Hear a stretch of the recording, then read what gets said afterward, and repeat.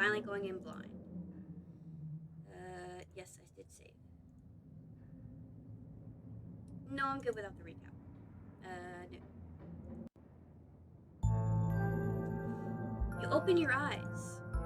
The sun has risen, the birds are singing, you are still alive, and for now, you are safe. Your gaze wanders across the room to the window and the woods beyond.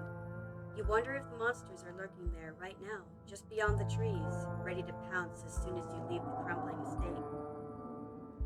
A familiar unease settles into your gut, tangling into a knot of anxiety, wriggling as the events of last night play out in your head. You can't help but remember Duke, slumped against a tree, pieces of him scattered across the clearing. You're not sure if you'll ever feel okay again after what you've seen, but you can't stay in bed forever. Poor Duke. Hunger pulls you from the clammy depths of the mattress. Check on the possum. You open the drawers to check in on the little possum you met yesterday. Oh good, he's still here. That's nice. I want to try and pat the little man's. You reach in to pat the little man.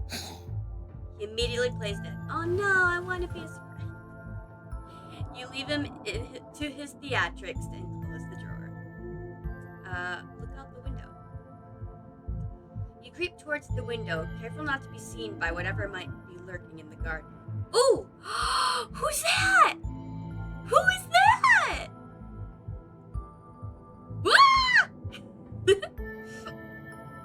For a second, you thought you saw movement. It could have been an animal. It could have been something else. Whatever it was, it's gone now. I'm coming for you. You gotta see who that was. Maybe you'll head out there and investigate after you've finished waking up. Yes, please. I'm gonna look in the closet again to see if the doll's still there.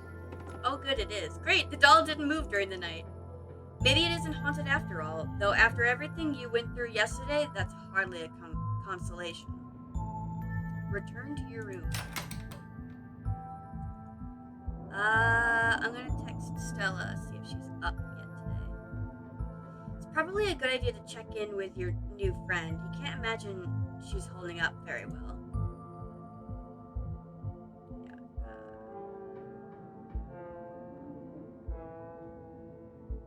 Tempting, but no, I'm serious. Hey, how are you holding up? It might take her a minute to get back to you. In the meantime, get dressed and head downstairs. Time to start your day. Yeah, after what happened to us last night, I don't feel in the mood to be sending memes. You're back in the kitchen. Frou Frou eyes you with her from her favorite spot on the counter. Can I pet you, please? May I pet you, please? Excuse me, ma'am, but may I pet your beautiful fur? Part of you hopes that flattery might win her over, as silly as that may seem. You are, after all, talking to a cat. Frou Frou merely flicks her tail faster. It doesn't look promising. Hey. Did you know the police called me this morning? You've only been here one day and you've already had a run-in with the cops. Excuse you? I had to call the cops myself.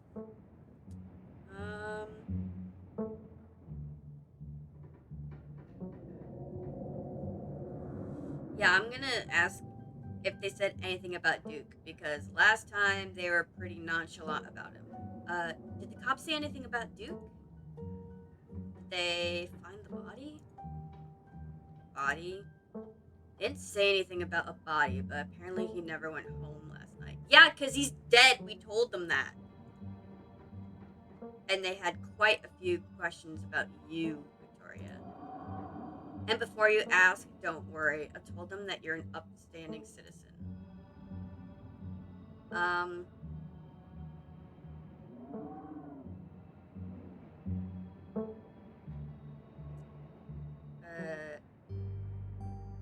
Yeah, you seem unfazed by this, just like the cops. A man's dead, Tabitha. Some old farmer disappeared after going hunting in the middle of the woods at night. So what? Something like that was bound to happen eventually, and frankly, you're lucky it didn't happen to you. It happened in front of my eyes! Do I seem unfazed? Maybe I am, but I'm sick of dealing with other people's problems. Just make sure nothing like this happens again for the rest of the week, alright? We were chased through the woods by monsters, and you're worried about the cops. Yeah, I'm worried about the cops. I'm busy and I don't like talking to them. I don't either! And what is up with you and Stella? Ex-girlfriend? We just have a history, that's all. I don't need to explain myself to you. Is there anything I can do to help out? Like, funeral business? You can stay out of trouble while I do my job. Oh, and I want you home by sunset. Okay, Mom. I don't want to hear complaints. Just do what I ask and we won't have any more problems. Fine, bye. Tabitha takes a few steps towards the door. Sunset. Your cousin huffily exits the kitchen. Her footsteps fade down the hall, ending in the characteristic creak, then slam at the front door as it opens and closes behind her. Once again, you are the only human in the estate that you know of. A text from Stella. Hey Victoria, thanks for checking in. Hope you're all right, all things considered. I'm doing okay. Not great, but hanging in there. Up most of the night on cryptid forums, but no good answers yet. I'm at the library if you want to join. I have scones. Yeah. I'll be there in a bit. I'm still waking up. And that's that. Time to start your day. I'm making a peanut butter jelly. Yeah. Sure, Stella might have scones at the library, but scones are later. PB&J is now. You quickly scrape together the ingredients and gobble up a delicious breakfast. Heck yeah. And that's that. Any clues in the garden? As your eyes wander to the garden door, you shudder, remembering the brief glimpse of something you saw from your upstairs window. I'm wondering if it's the same dude that was being creepy in the parking lot last night. I wonder if it's the same dude stalking me or if it's someone else. It was probably just a raccoon, a human-shaped raccoon, But the uncertainty of what you saw gnaws at you and compels you to investigate, if only to prove that it was nothing. At the very least, you don't see anything now. I want to look farther. Oh no. I really am yawning. You wander farther into the garden, trying to pinpoint the spot where that thing had been lurking, if indeed there had been a thing to begin with. Yeah, I saw it clearly, even before you had the type. I'm gonna check the ground. Take it all in first. The garden is peaceful, but undeniably eerie. Here, more than anywhere else, you're surrounded by the ghost of what this place used to be. A greenhouse sits in the midst of the overwhelming greenery, unreachable from years of neglect. Its glass clouded and cracked. Statues reach out from within seas of weeds as if to be begging to be rescued. The most striking, behind a pair of rusted metal gates at the very peak of the mountain, sits a graveyard. You can just make out a few of the headstones, the Scarlet name carved deep and proud into their faces. You notice what a good view someone would have of your window if they stood where you're standing right now. It's goop! You crouch down, pushing aside the greenery to examine the soft dirt.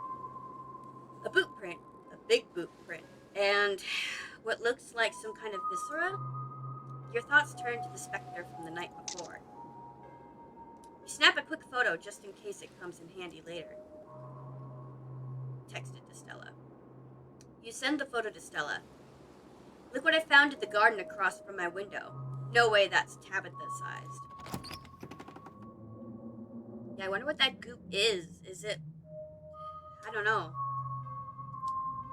You head back inside. Time to figure out what to do with the rest of your day. Now, to find the library. Oh no. The walk back to town is much less pleasant today than it was yesterday, when you didn't yet know that the woods were full of monsters and strange men who know your name. You stare anxiously into the darkness between the trees, searching for any sign of movement, but the woods are still, at least for now. The autumn-tinged mountains sprawl for miles in every direction. Now feel less like beautiful scenery and more like the walls of a cage. Your phone buzzes in your pocket. Jeez, that's creepy. All the more reason to come to the library. Look who I found at the library.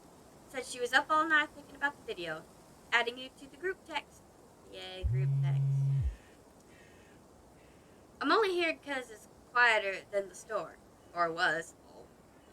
And I'm trying to figure out what animal that could be. I don't buy into this harbinger of doom stuff. We know what animals they are. They're ditchlings, and they are harbingers of doom. Sounds like they're having fun.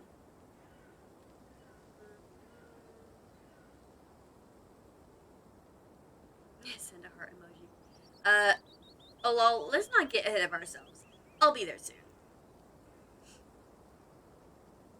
Almost back to town.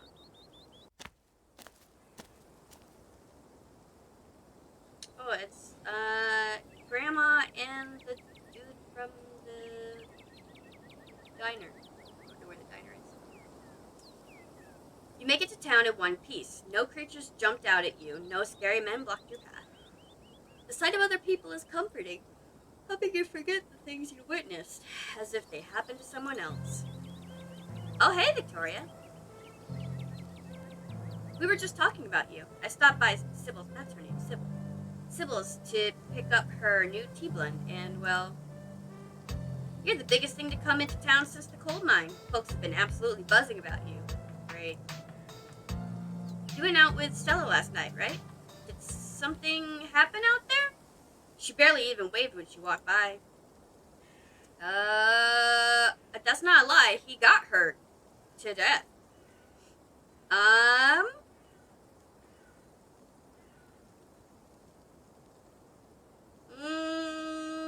I would be like, I wouldn't say I'm traumatized, but I'm like, I don't know if I should talk about this.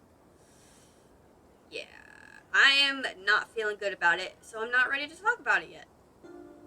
What happened last night was traumatizing. I don't think I'm ready to talk about it yet. Okay, I get it. Sounds like you've been shaken up pretty bad. I'll tell you what, I'm on break for the next half hour. Why don't you swing by the diner if you want to decompress? Winnie can fix you some of Sybil's new blend. Maybe you'll calm me down a bit. I think you'll like today's mix. Is it chaga or shaga? I don't know. Chaga and lemon balm. Should help ease your stress and tension. It sounds great. And if you feel like talking, I'll be all ears. But no pressure. Anyways, it's up to you. See you around, Victoria. See you, Sybil. Take care now, Avery.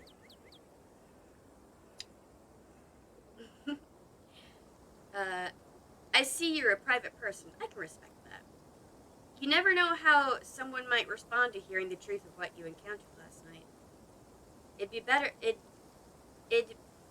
get back to it. I can't read, apparently. I'd better get back to it myself. I'm glad I was able to catch you this morning, if only to see how you were holding up. Please don't hesitate to stop by if I can be of any help.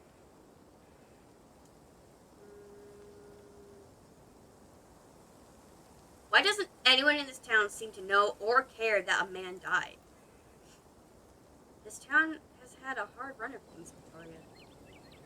people here lead difficult lives. Their pasts are full of death. No one in Scarlet Hollow is a stranger to it.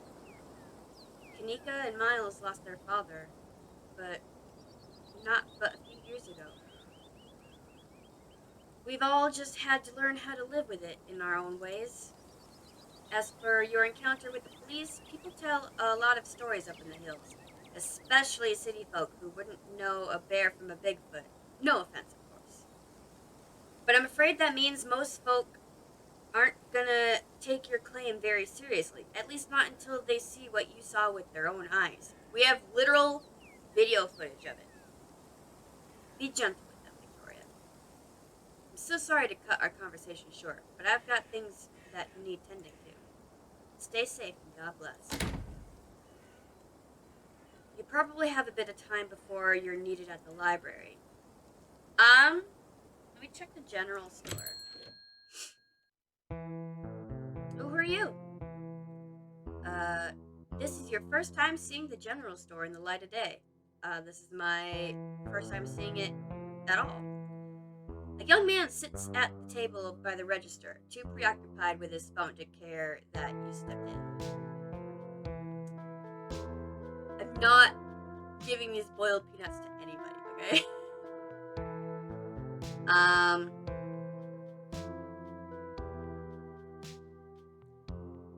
don't want to bug him. He seems like he's not caring that I'm here. There's a possum.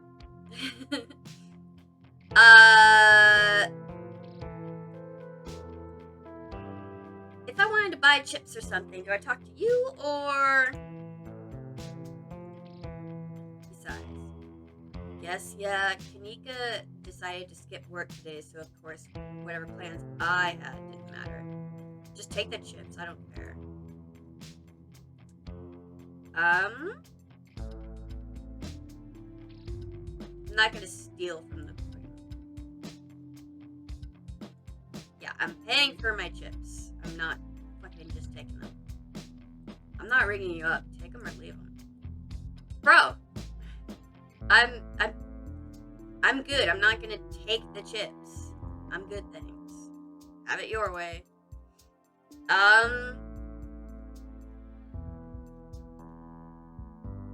I guess I'll bug him. I wanna explore a lot, but honestly, I'd be like, okay, whatever, bye. What you doing on your phone? Games, you probably haven't heard of them.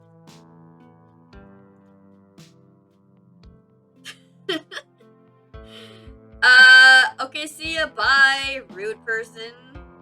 The young man doesn't respond as you turn and leave the general store. Yeah. I'll head to the diner. The diner is a little quiet today, but the air is still heavy with the tantalizing smells of breakfast. Give me coffee.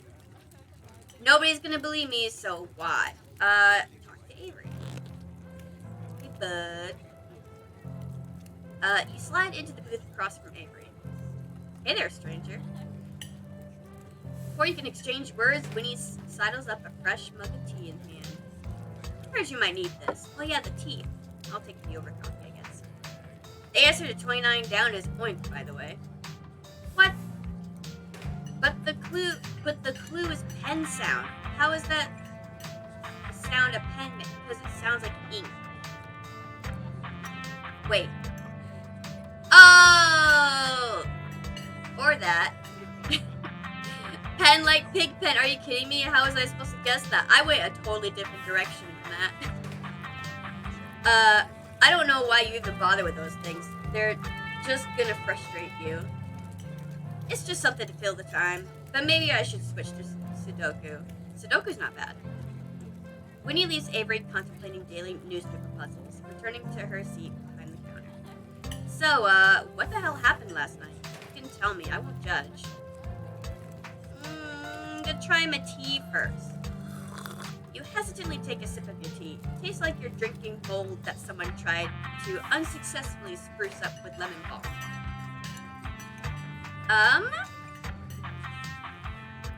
I mean, I've drank worse. I would, if it's good for me, I'd probably just chug it. Tastes healthy. Take another sip. The flavor is strong and slightly unpleasant, but something that tastes this bad must be good for you. Wow, not a lot of folks take to chaga so quickly. It's a fungus that grows on birch trees around here. Supposedly super healthy, and it makes for a challenging drink. See, it is healthy. Color me impressed. Flirt? I can flirt with it? I haven't met everybody yet. No, I'm not gonna flirt yet. We'll see my options.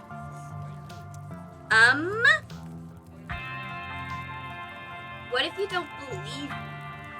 Like, I can tell you about last night, but what if you don't believe me? I'm not here to judge, I'm here to listen. Yeah, I guess I can tell that he's friends with Stella and he knows about the cryptid stuff. I might as well tell him about last night. Confident. You spill the beans. Glad to have someone to talk to about the horrors you've witnessed. Wow, that's some heavy stuff. No wonder Stella seemed distant. Monsters in the woods? I may not have lived here long, but I've never heard of anything like that happening around these parts. I can't say I like the thought of it. What are you looking at me for?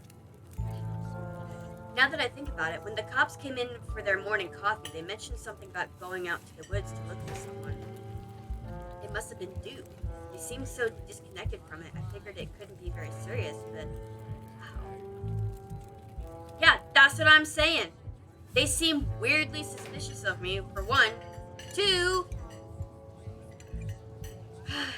like, if someone's dead, that's pretty serious. Yeah, small town cops not knowing how to do their jobs, it sounds about right. Kinda, yeah. Honestly. Avery sighs and chuckles. You're not wrong. As someone who didn't grow up here, it was a little jarring to move to a place where the cops literally just sit around drinking coffee all day long. It's like a cartoon. The worst they usually have to deal with are property disputes. Hi! Hi, Knit. Our property disputes. I'd be surprised if they actually knew what to do in a real emergency. Do you regret moving here then? I don't think I had the choice to have second thoughts. I'm not going anywhere without Aunt... Oh, I didn't realize you were related. I'm not going anywhere without Aunt Winnie, and there's no way she's leaving this place.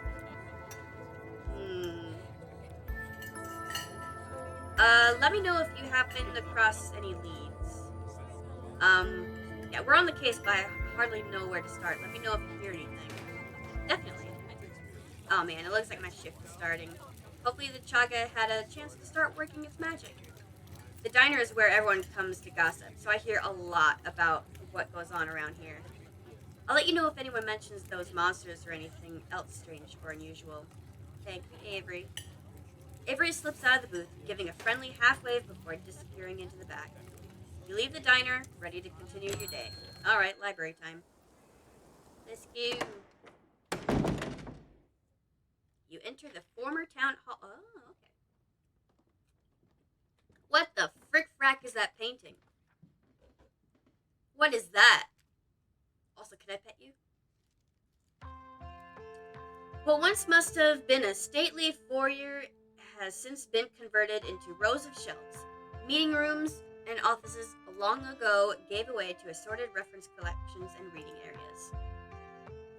This is a good place. Oh, hey, you made it!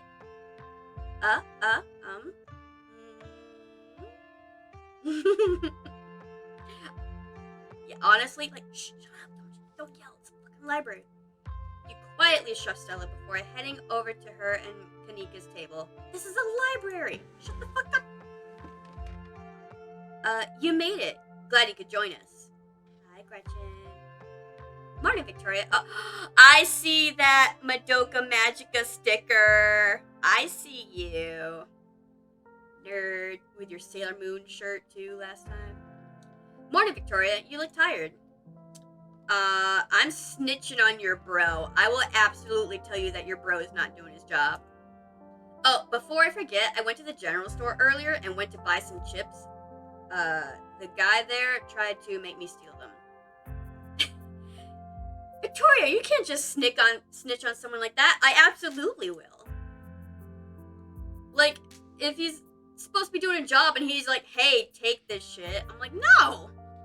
I asked Miles to cover the store for 1 day, and he can't even be bothered to do that. Typical. I'm paying him, you know. It's no wonder he's chronically unemployed. Anyway, I guess we should get started. Oh, before I forget, we've got to talk about that photo you sent me this morning. Yes, please. Kanika, check this out. Victoria found it in Tabby's garden this morning, right in the line of sight of her room. Their room. I forgot what they. What in the world is that liquid around it? It looks like pus. Yeah, I don't know what the fuck it was.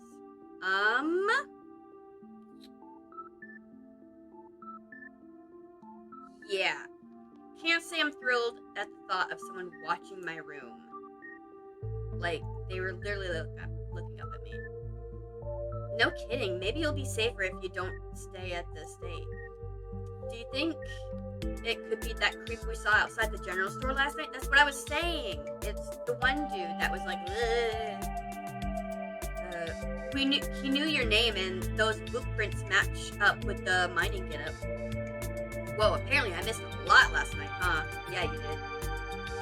You're not talking about Wayne, are you? That guy keeps coming to my mom's tea room. I think there's something really wrong with him. Yeah, we are. I wonder if there's any connection between that guy and what happened in the woods last night. Like what? I mean, I don't have anything specific, but we do have that whole prophecy of impending doom angle to explore, and this photo is weird. I can't stop thinking about those splatters on the ground. If this whoever left those prints is sick, maybe it's from the creature you encountered. Who are you? Hey there, strangers.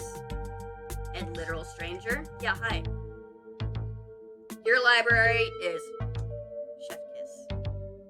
I can't imagine how much work you have to put in to maintain this sort of collection.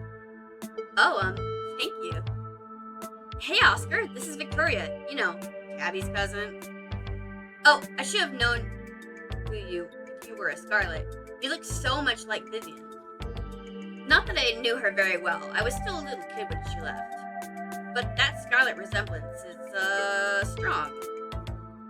I'm Oscar. I'm gonna butcher this name.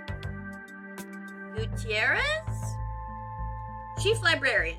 And only librarian. Oscar's amazing. He practically built this library from scratch. Yeah, I'm a little jealous of what the kids around here get to grow up with. They don't know how good they have it. Back when I was in elementary school, all the library had was a couple shelves of boring books donated by old people. Y'all are too kind. But speaking of kids, have either of you seen Rosalina around town? I don't want to be a helicopter dad, but she hasn't been answering my texts, and I wanted to make sure she isn't getting into trouble out there. You know the crowd she hangs around with. They're good kids at heart. I'm sure they're just up at the old Maxwell place doing teen stuff. What, like vandalism? I went up there plenty of times in my day, but I'll be sure to keep my eyes peeled. What's the old Maxwell place? It's this great old abandoned spot. We used to hang out there when we were teens. I can't believe I used to be so reckless. The floors there are like Swiss cheese. I should really have a talk with Rosalina when she gets home. I don't like the thought of teens getting up to mischief with all of those ditchlings in the woods. Ditchlings? That's actually why we came in today. Have you ever heard of them? They're a cryptid, and seeing one's supposed to mean a disaster around the corner. Doesn't ring a bell. Dang, worth a shot. Okay, if you were, say, trying to predict a horrible disaster that might befall our town, where would you start looking?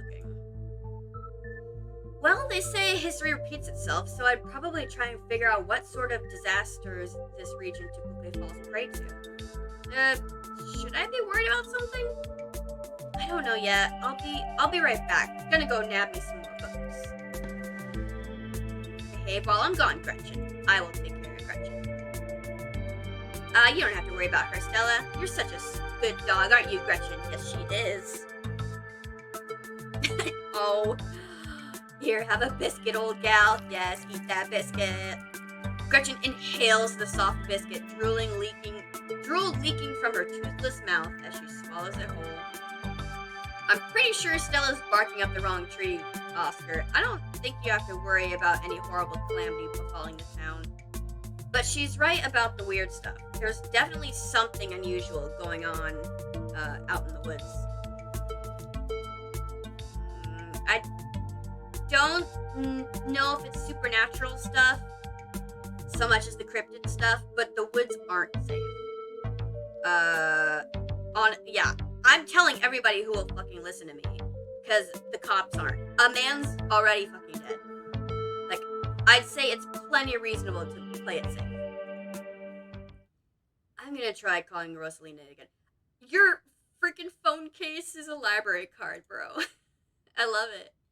I'm sure she's fine, really. Rosalina's a smart kid. She knows better than to go around getting into trouble. And we'll make sure to keep our eyes peeled. Thanks, Kanika. And Victoria, if you see a 13-year-old girl with a black braid and glasses, would you let her know her dad is worried about her? Sure thing. Oscar anxiously wanders off, phone in hand. Got him. Just grabbed a whole mess of local history books. Can I have a scone yet? Stella sets a massive pile of books on the table and pulls up a chair. All right. Got our snacks, got our source documents. Let's get this research party started. This is going to be so much faster with the two of you here to help out. Oh, I love your other sticker too. Can I flirt with you? I know I had the option with Avery. Can I flirt with you? I'll be doing most of my research online. You never know what kind of weird basis the folks writing biases. They're biased. Whoever folks writing these books might have. Whatever you find online might be biased too, you know.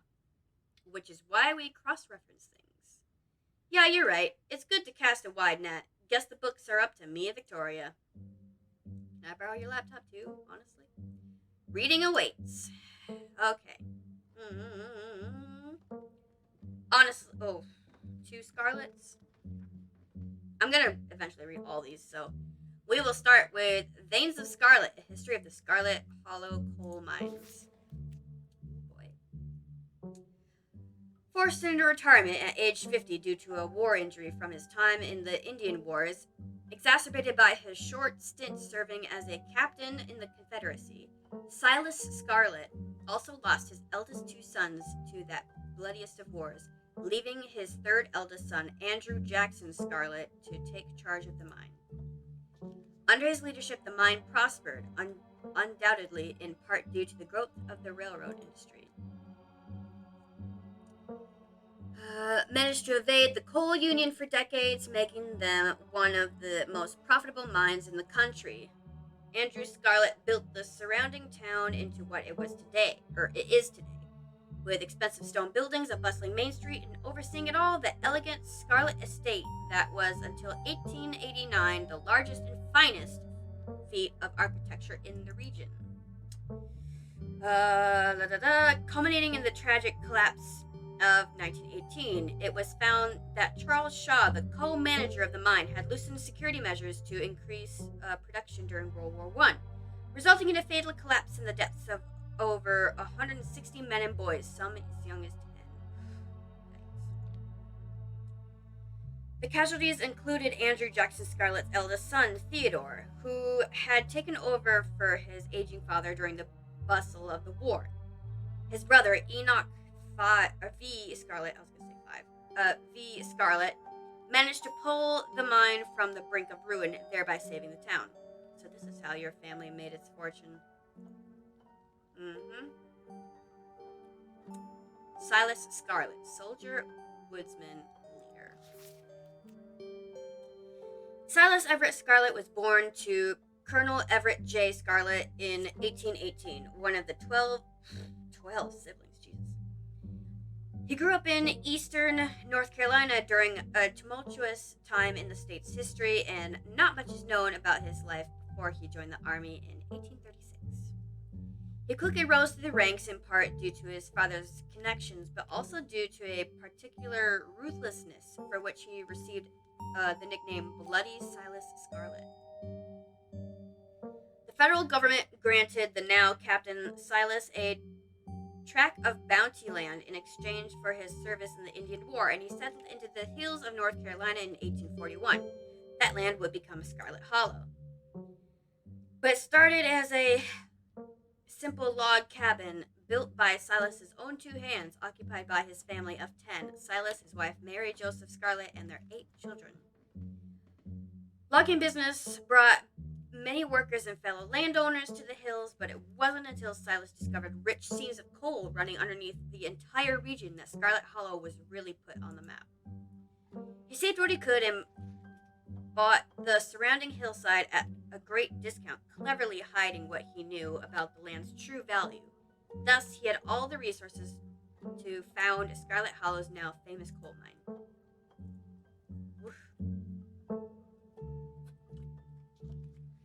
One more. A few entries catch your eye. Wampus Cat. Ooh, Tommy Knockers. I know these two. I don't know Tally. I don't know that one. Wampus Cat. A large cat-like creature with a loud howling voice, often said to sound like a woman crying out in pain. Often linked to Cherokee legends, some cite the Wampus Cat as originating with the story of a woman who sought vengeance against a monstrous cat demon for driving her husband mad. She hunted it down and, by wearing a bobcat mask, tricked it into using its own vile magic on itself, freeing the people of their region from its evil. Ooh, too much reading. Others say the creature comes from the story of a woman who wore the pelt of a wildcat to witness forbidden hunting rites. The hunters of her village gathered to perform the rites, and she watched in secret from underneath the cat's pelt, but was soon discovered. For her indiscretion, she was fused with the pelt and transformed into a creature that was neither human nor cat, forced to wander the wilderness alone, feared by all. Her calls are those of great sadness and serve as a warning to anyone who dares go against tradition. This one I know. Tommyknockers originated in Cornish mythology, already spreading to the United States when Cornish immigrants began working in Appalachian mines. They're named for the knocking that can be heard from seemingly within the walls before a cave-in. Ooh, like the mine cave-in. According to some, the knocking serves as a benevolent warning. Others believe that the creature take stolen hammers to the supports of mines and collapse them on whoever is unfortunate enough to still be inside. They are traditionally thought to be impish, leprechaun-like beings, but some claim they are the spirits of dead miners, forever cursed to haunt their final resting place. So is there like 160 Tommyknockers in the mine now? I don't know this one. There was a hunter who lived in a tiny cabin in the middle of the woods, all alone with his hunting dog. One night, after a particularly bad week of hunting, both their stomachs empty, the hunter spied something out of the corner of his eye. Ooh.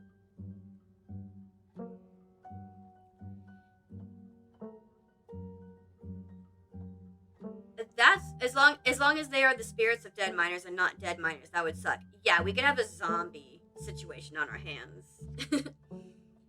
Some small creature had gotten into the cabin through a hole, and before he could even figure out what it was, he'd drawn his gun and fired at the thing, his hunger guiding his actions. Like Duke had shot at the seemingly harmless creatures before. But it was quick and ran back through its hidey hole and out of sight, leaving only its long black tail shot off by the hunter's rifle. Well, the thing's... Ugh. You ate it? Why would you eat it? Guess this'll have to do, he said to his dog, and threw the tail in a pot to cook soup. He and his dog ate well that night, the tail filling them both. The hunter crawled into bed, satisfied, and his dog curled up at his feet. He woke up to the sound of long nails scrabbling across wood. His dog was nowhere in sight, only a rumpled spot on the covers where he'd been. And in the gloom, he saw two big yellow eyes staring at him. Oh no, I want my taily poo. A high hoarse voice croaked from the darkness. Go away, he screamed at the thing. But it stepped closer to him, still shrouded in darkness, the sound of long claws dragging across hardwood accompanying its movements. I want my taily poo, the creature growled again. Now that I'm reading this, it does sound familiar. I think I read something like this. It was like one of those scary stories ones. I'll get my dog after you, the hunter squeaked, his voice catching in his throat with fear, but there was no dog to be seen. I want my taily poo! Before the hunter could so much as scream, the creature leapt from the darkness, long claws stretched out toward the hunter. No one is sure what the creature did to him that night, but the next morning, all that remained of the hunter, his dog, and his cabin was a chimney, standing alone in the woods. Wow. I think I'm all done. Let's check in. What do you guys got? Alright, if we're going with what Kanika's mom told us last night, I think we can rule out any natural disasters as what brought the ditchlings here. But not nuclear incidents. Oh, we got Mothman. Looks like our state has a history of those. What about y'all? Find anything? Kitty! Before you respond, a handsome black cat leaps onto the table. Stellis quickly slams her book shut. Aw, hey Pixel! Your name's Pixel? I love that! You might want to close your book. She loves to rip up any paper she can find. In a library? You're a library cat who likes to rip paper? Wow. Don't worry, little guy. I didn't forget your treats. Pixel immediately goes to town on Stella's treats. Sorry if Pixel's bothering y'all. Hopefully he hasn't gobbled up any of our books. He can't stand the thought that people might pay attention to anything that isn't him. Fair. Yeah, why would you let a paper shredder freely wander a library? Have you seen this little guy's face? How could I say no to that? Fair. I'll leave him be.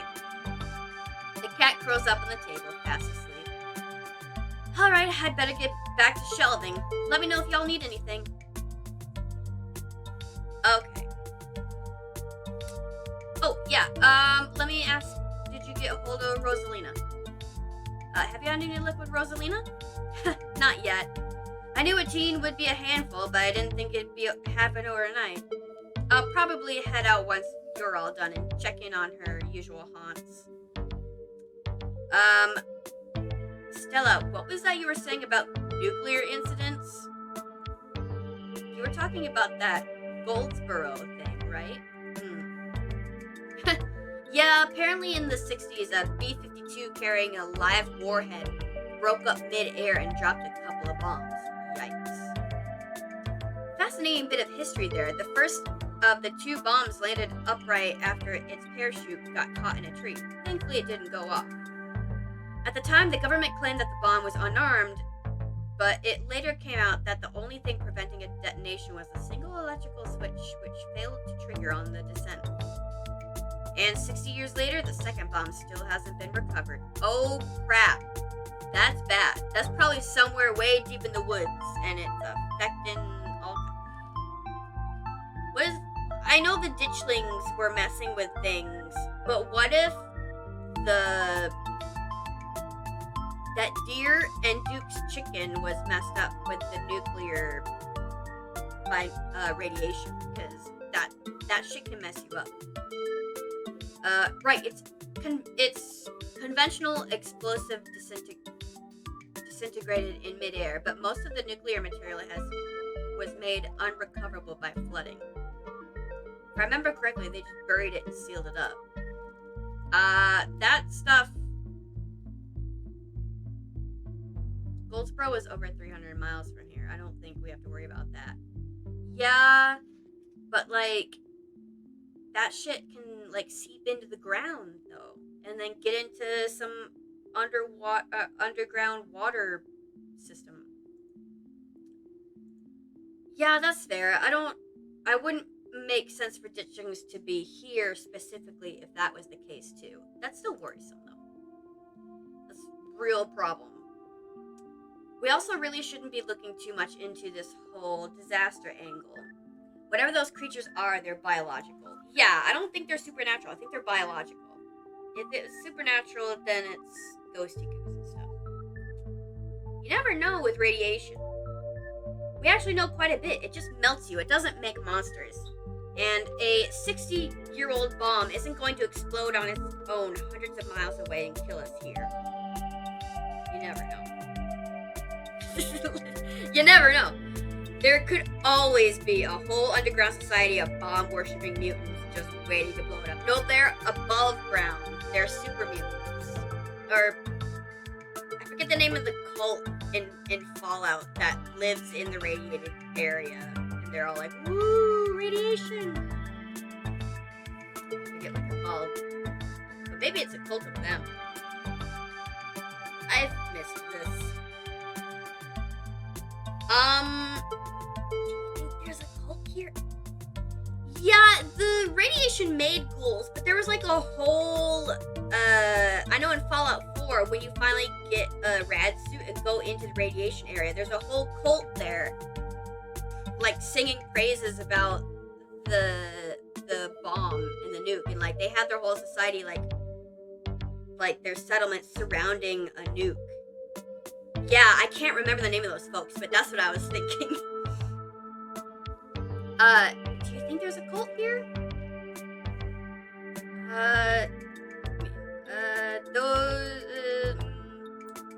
Those cops were awfully suspicious. Almost like they're trying to cover something up.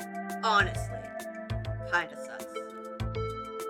Really weird combination of being dismissive and trying to pin things on me. The outsider right now. I don't know, it just feels like a cover-up. Yeah, that was pretty bad, but I'm not sure they really have it in them to be part of a cult. You never know. Anyone can be a cultist. I could be a cultist. Definitely. I don't think they're capable of putting in the effort. That's true.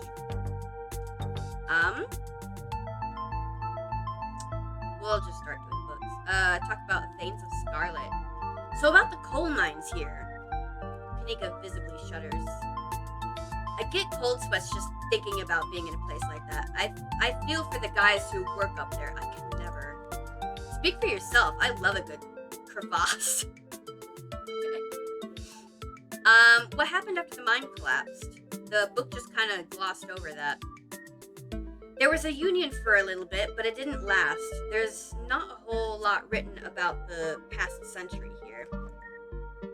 Yeah, the Scarlet Hollow mine isn't exactly the most ethically run business.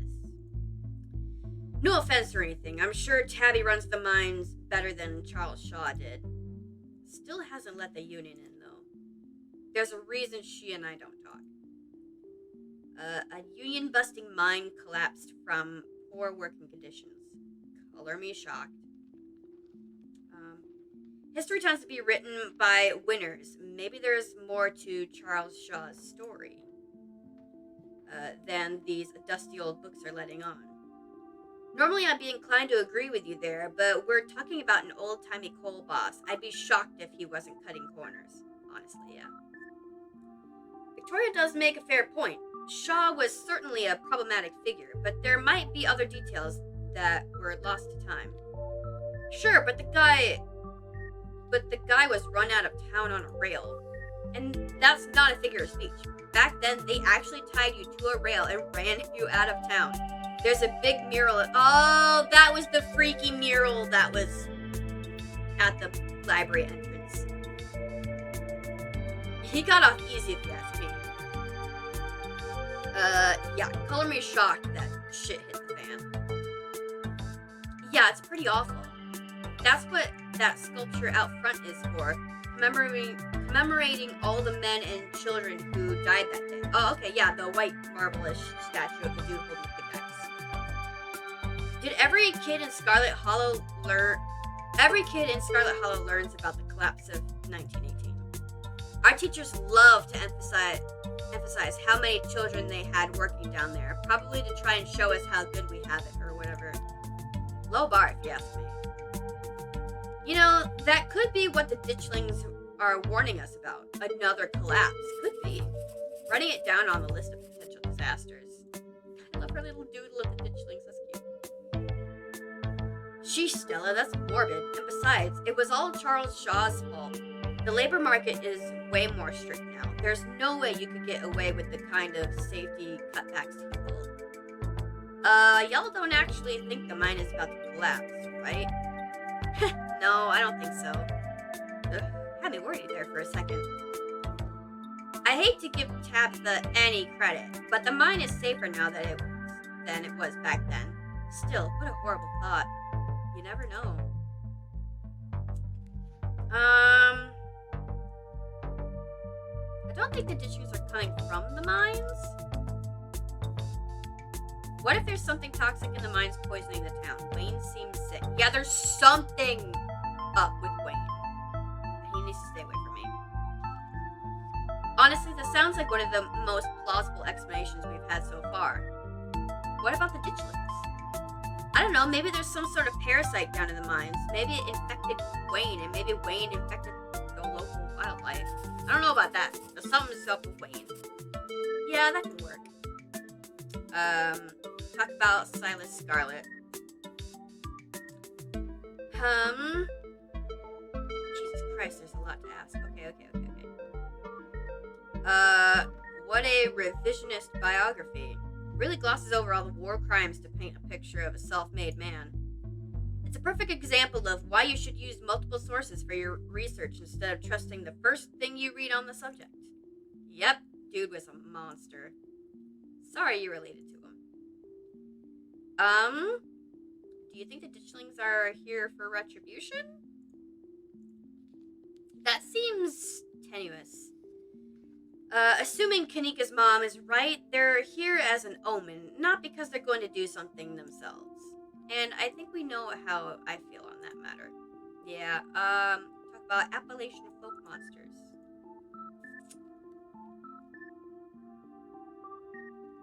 Thematically speaking, all the stories I read were about revenge. Guess it's a popular subject for myths and urban legends. Yeah.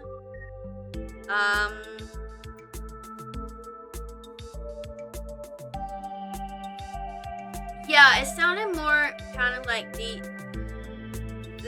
don't think Wayne's a Tommyknocker. I think there might be Tommyknockers in the mine, because there's a mine, and why else would you tell the Tommyknocker story? My mom used to tell me that Kaylee story. I'd totally forgotten about it. I can't believe I forgot about that one. It scared me so bad I didn't eat soup for years. I thought a monster might try and dig it out of my stomach if I did. I love that one. There's this old chimney in the woods that I used to think was the chimney from Kaylee Poo. The one that was left after the thing did whatever it did. I want to go check out this chimney in the woods, bro. Now I know that's just because chimneys don't burn down and wood houses do. That doesn't mean it's not the chimney from Kaylee Poo. I've camped out there a couple times and seen some pretty spooky stuff. Yeah, I watched that video. You saw raccoons. You're gonna get rabies one of these days chasing after wildlife like that. What can I say? I like to live on the edge. Yeah, I don't think the ditchings or Wayne are Tommyknockers, but Tommyknockers might be in the mine. What with that whole warning thing?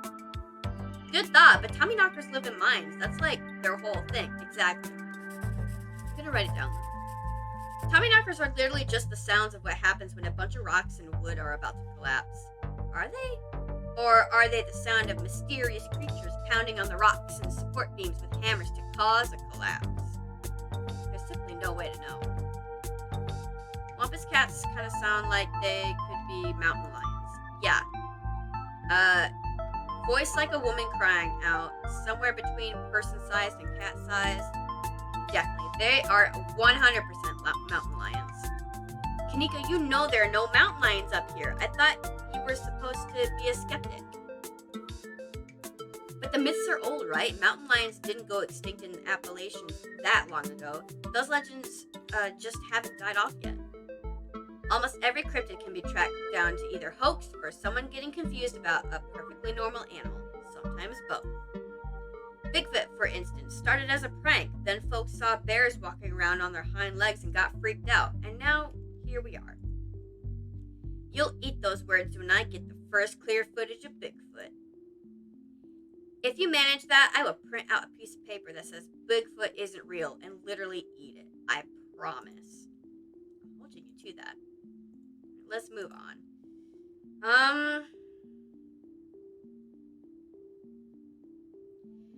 I would help look for Rosalina, but we got bigger fish to fry. I think we should head back into the woods. Oh, I'm gonna get your guys' opinion first, though. What do y'all think? There's an awful lot of mine-related stuff in my notes. Maybe that should be our next stop? We could poke around and find out if anyone's seen anything weird. Just to clarify, you're suggesting we go to question some of the miners, right? We are not poking around unprepared in the actual mines, right? Right? Yeah, totally, 100%. I would never. We don't even have a good reason to go down there. Good, let's keep it that way. You know how I feel about mines. I promise, Sneaks, we're just going to question some of the miners. And if that questioning gives us a good reason to poke around, say a cool abandoned coal mine, then we'll just cross that bridge when we come to it. You can cross that bridge when we come to it. I am not going underground. I'm just messing with you. We'll stick to the surface. Okay, good. And hopefully we can find out what's wrong with Wayne while we're at it.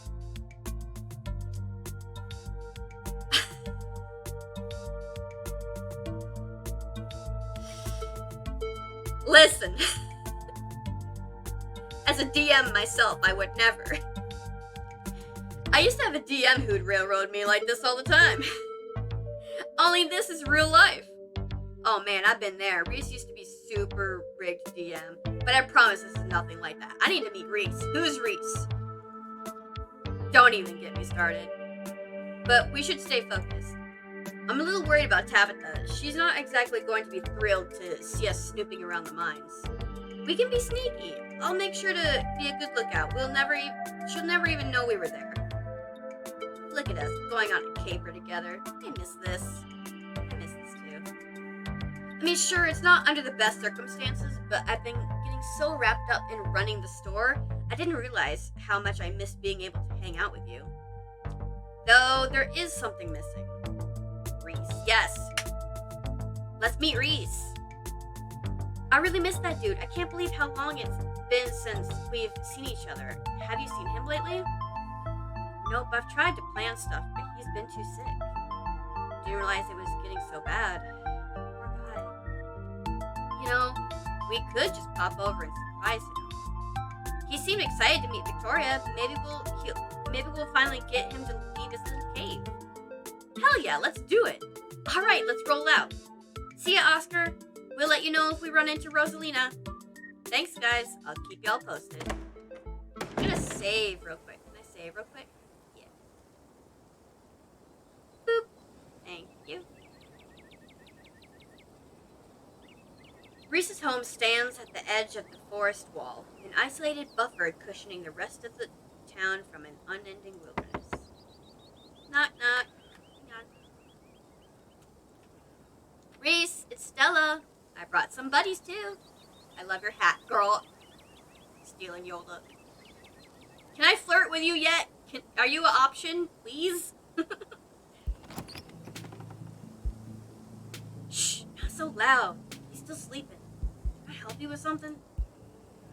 The woman in the doorway stares directly into your eyes. You can practically feel her simmering irritation washing over you. Hi, Dr. Kelly. We were wondering if it would be okay if Reese could come hang out? Nothing strenuous, we promise. I'm not going to wake him. If he's sleeping, he probably needs it. Whatever you two have planned is probably beyond what he can manage right now, anyways. Poor Reese. It's just been so long since either of us have gotten the chance to hang out with him. I'm sure he and Victoria would get along super well, too.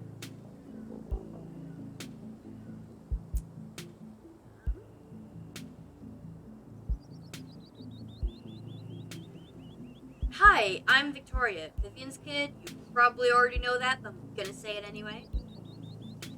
I know who you are. The way she avoids looking at you as she speaks makes you feel like you've done something wrong, even though you're pretty sure you've done nothing at all. Reese's mom turns back to the house, sighing. Sorry, I know that was a little rude. I just want to hang out with Reese, and he misses both of you too. She sighs again, as if deciding whether to finish her thought.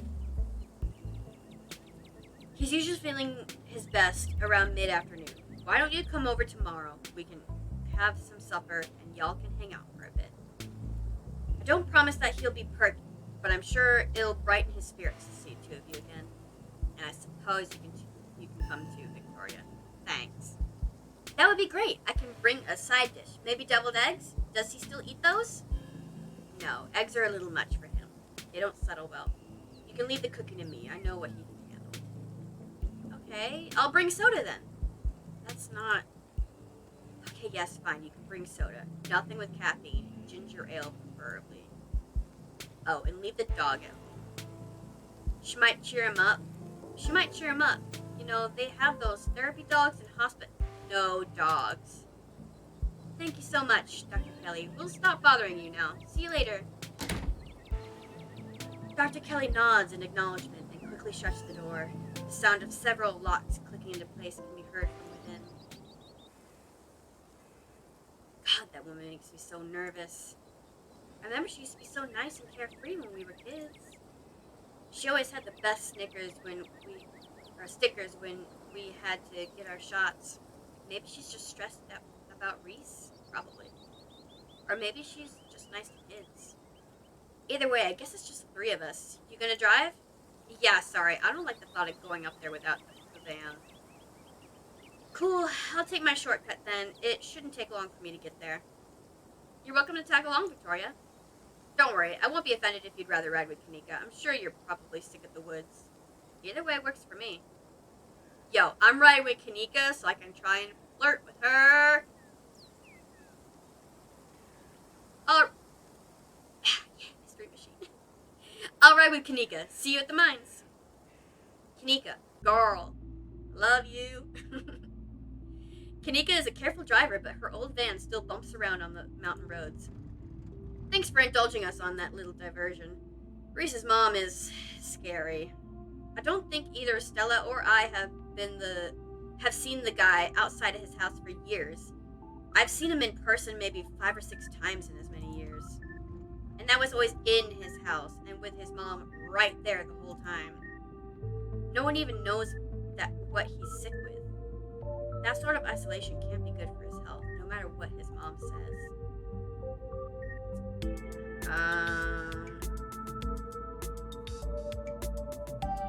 So what's actually going on with Reese?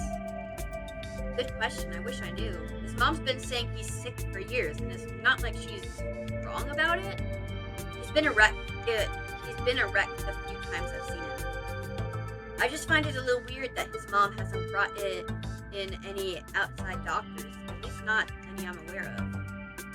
I mean, she's a doctor, but if your kid's been housebound for this many years, you'd think it was something you'd put a little more effort into fixing. I don't know. I'm probably just projecting or something. I don't know, man. If my mom was keeping me locked up for several years like that, like, even if I'm sick, I'd be like, hello? Like, these people are old enough to make their own, like, I don't know how old they are. I think college age. So, like, and Reese sounds their age. So he should be an adult and be able to make his own decisions. If he wants to see a different doctor, he should be able to, even if his own doctor is his mom. Sounds like a little Munchausen by proxy. Yeah, I try not to think about that. What is up with your rude-ass brother? He's just difficult. Have you ever had someone in your life who just can't seem to get their act together no matter how much you try to help them? Sometimes it feels like I can't trust him with the smallest bit of responsibility without him leaving a mess for me to clean up. Don't get me wrong, he's family and I love the guy, but he sure doesn't make it easy. That sucks. Have you ever thought of living somewhere else? Yeah, this wasn't the plan and it still isn't. I was actually a couple years into vet school, top of my class, might I add, when my dad died. My mom wasn't up for running the store and you've met Miles. I only wanted to take a semester off, help them get back on their feet, but it's been a year and change now. It's not just about my family too. The general store, that's the general store. If it winds up going under, it's hard not to imagine the whole town collapsing with it. Yikes. Maybe I'll get to go back next semester. I hope so. Vet school, just like Stella's mom. You know, I never really thought of it that way, but yeah, I guess you're right. Chase your dreams.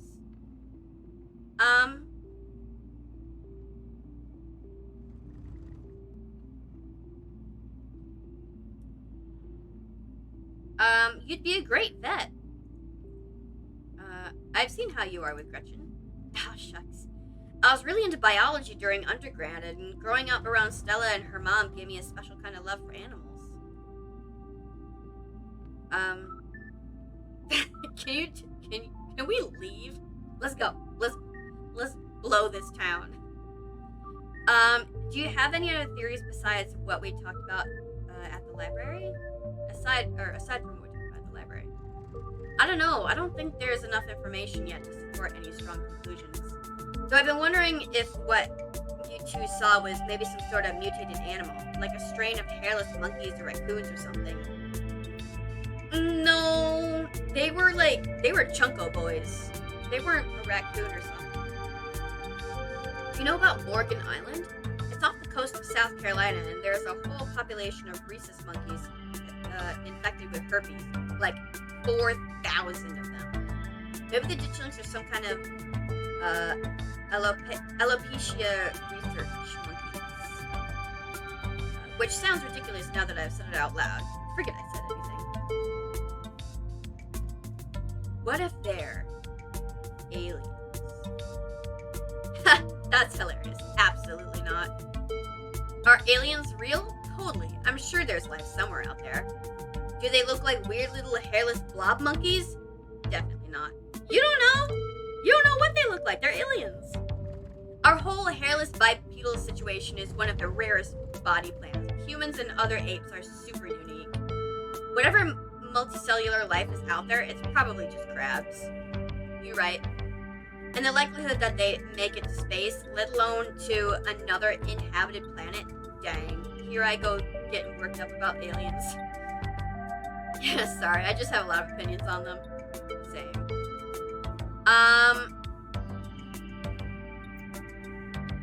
I know from previous playthroughs of Chapter 1 that Stella does have a thing with cars. Does Stella have a thing with cars? But this playthrough I didn't ask her about it. It took some convincing to get her to ride back with the cops last night, even after everything that happened in the woods.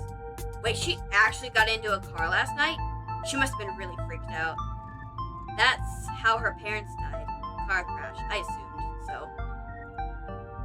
She was in the car too, just some cuts and bruises, but she doesn't like cars and tries her best to stay away from them. I don't blame her. I don't think she's ever going to actually leave this town. Has she seen someone, like a therapist? Good luck finding a therapist within walking distance of Scarlet Hollow. You're right, internet's a thing though. Good voice chat. I don't think that's something Stella'd go for anyway. She likes to solve her own problems. I'm not gonna ask to. Alright, we'll just. You and Kanika sit in comfortable silence for the last few minutes of the ride. You and Kanika arrive at the mines before Stella. Stella's probably going to be another couple of Hey, Hey y'all, how's the ride? Ugh, I'm gonna put Gretchen down for a second. Did you run here? Yep, felt like getting a run in. I didn't want to keep y'all waiting.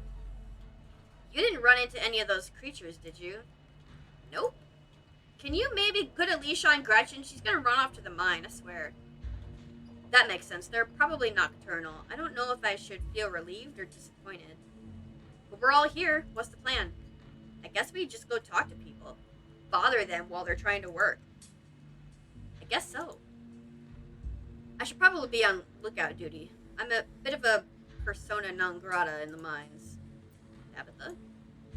Yeah, I might have tried sneaking in to talk to her a time or two, many.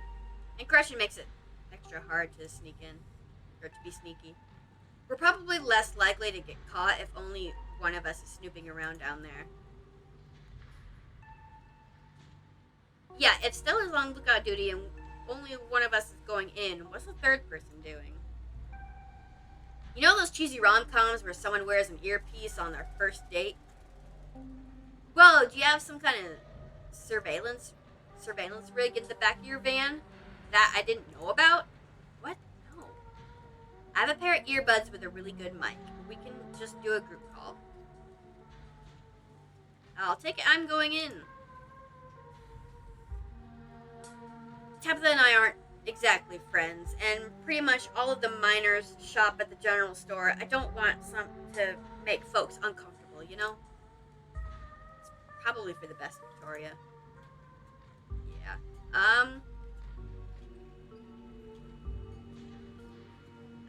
Yeah, talking to people scurs me. But no, I got this. You'll do great. Here's those earbuds I mentioned earlier. Kanika hands you a pair of earbuds. We can feed you questions if you get stuck, and Stella can give you a heads up if Tabitha's heading your way. Hi, Sarah. Dang, I've missed doing this sort of thing with you. You're so thorough. Ah, thanks, I've missed it too. I guess we should part ways and start the call, yeah? Stella and Kanika break off, leaving you alone at the entrance of the mines. Your phone buzzes. Hey, can you hear us? Try saying something. Stella and Kanika chuckle on the other end of the line. Alright, cool. Nothing to do now but to enter the work site. I'm gonna save.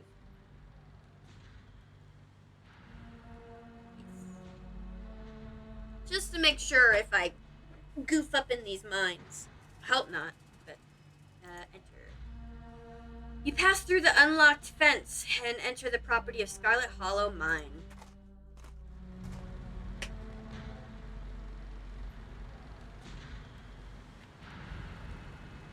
Hacker voice. I'm in. Alright, Morpheus. Good to know. I'm gonna go right to Tabitha. I don't want Tabitha to see me poking around talking to all her employees when they're supposed to be working. So I'm gonna go straight to the main office to find Tabitha.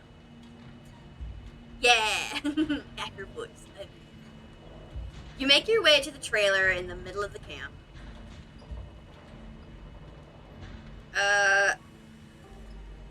Why would I hang up?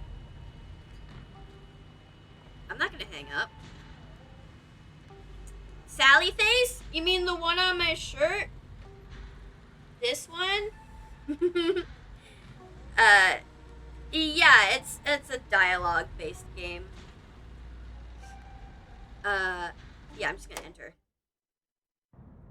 I wanna talk to her. Oh god. Ban! If you see this girl, tell her to leave, and her little dog, too. Oh no! Oh, that's a cute, calendar as well.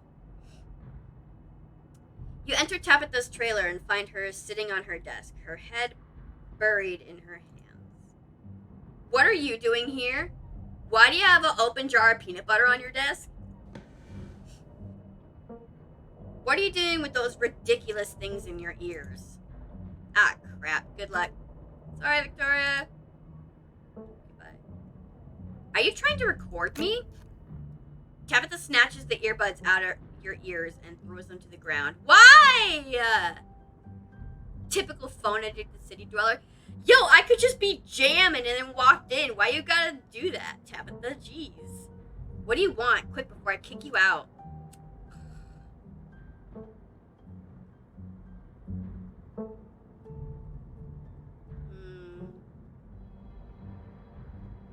I could just rat them out.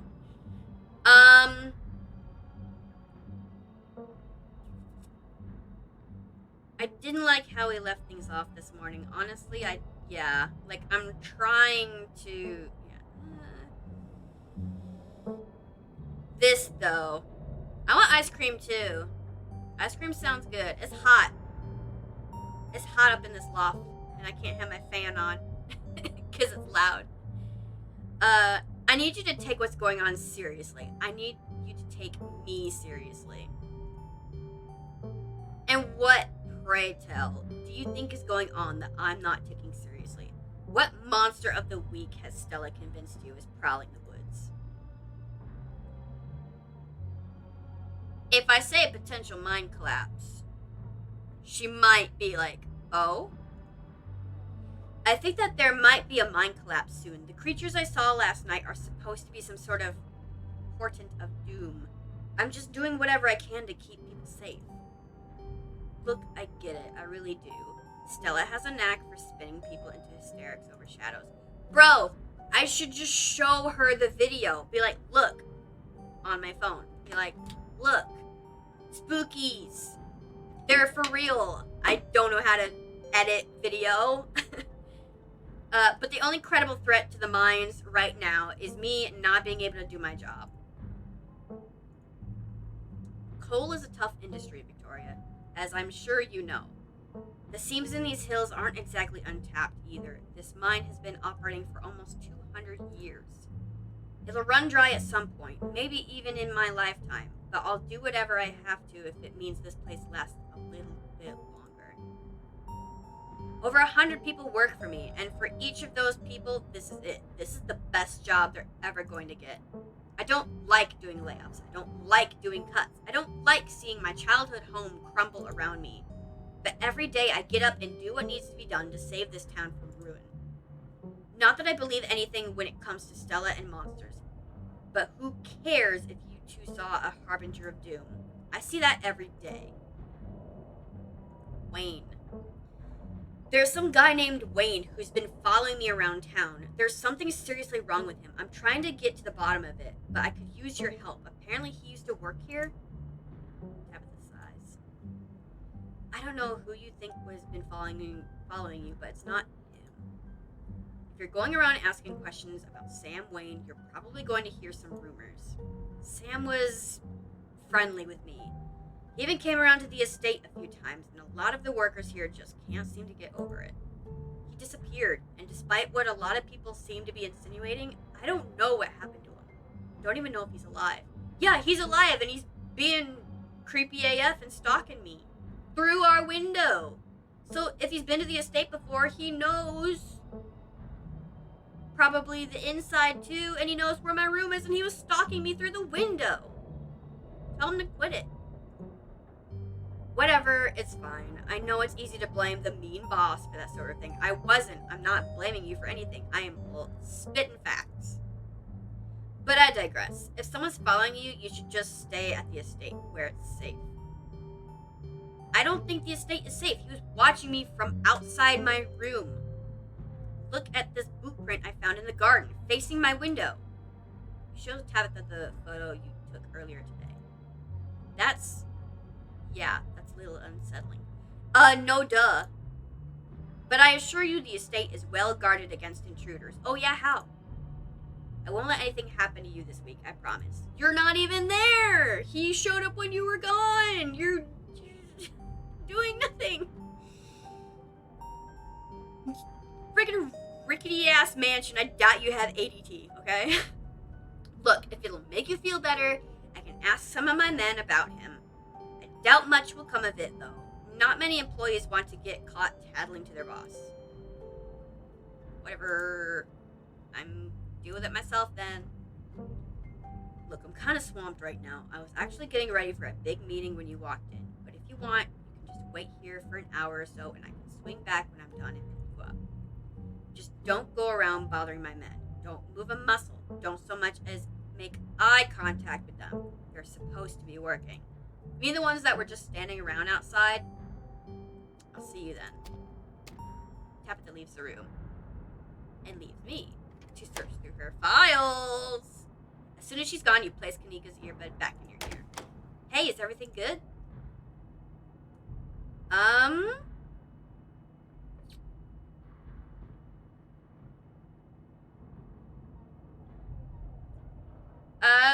don't know if she was helpful. She gave me some info. Yeah, Tabitha was actually helpful, kinda. But I've still got some questions for her men. I am gonna talk with them. Really? That's incredibly surprising. It looks like most of the miners scattered after you went into her office, but it might still be worth looking around. No use sticking around here. Yeah, go through her filing cabinets. Yeah, continue my investigation. I ain't done here. Ooh, where? A keen eye. Oh, was it into there? A flash of movement in your periphery stops you in your tracks. There's something lurking in the shadows to your right. And against your better judgment, you turn to face it. Is it Wayne? Is it a ditchling? I heard that chitter chatter. What is it? Oh, it's Wayne! Shut me up. It's dangerous. Yeah, you're dangerous, fucko. Show me your face.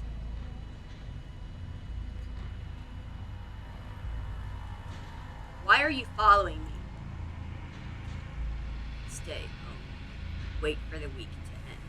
Don't keep putting yourself in the path of danger. This is all I ask. What?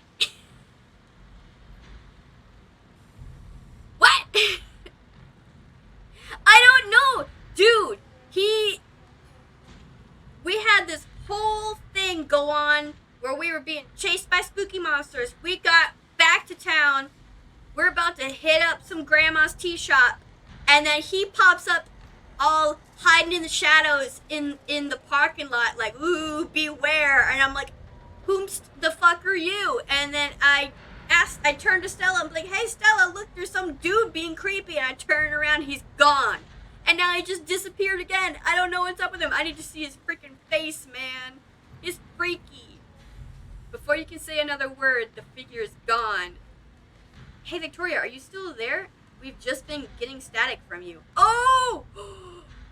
And he also fucks with electronics? Ooh. That's spooky. Oh, no. Wayne got the jump on me. Whoa, I thought I saw you talking to someone down there. Are you okay? He told me to stay at the estate for the rest of the week. I wonder why. That it'd be safe there. Why would he tell me that? What the hell is that supposed to mean? He must have been threatening you, right? No, I mean, like, he being spooky, but that seemed legit like a warning, not a threat. Like, he wants me to stay out of harm's way. Which is even more suspicious, because it can also mean, like, stay out of my way, if you know what's best for you. Oh, boy. The plot thickens, indeed. This just means we're on the right track. I'm not about to back down. Hell no. Wayne's trying to make me leave just means that we're on the right track. I'm not about to back down. Hell no. Whoa, so brave. I know. Right, Kanika, I'm so brave. When can I flirt with her, please? Heck yeah, Victoria, we've got your back. Yeah. Who are you? Who are you? Oh, is that Rosalina?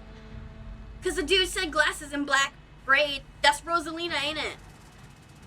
As you leave Tabitha's office, you take a moment to get your bearings, only to be interrupted by a sudden movement out of the corner of your eye.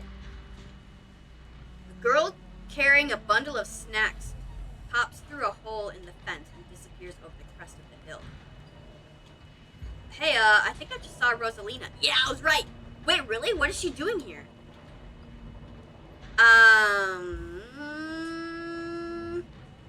We should call Oscar.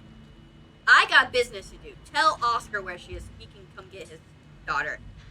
Let's handle that after we catch up with it. Fine. Uh-oh. Uh-oh.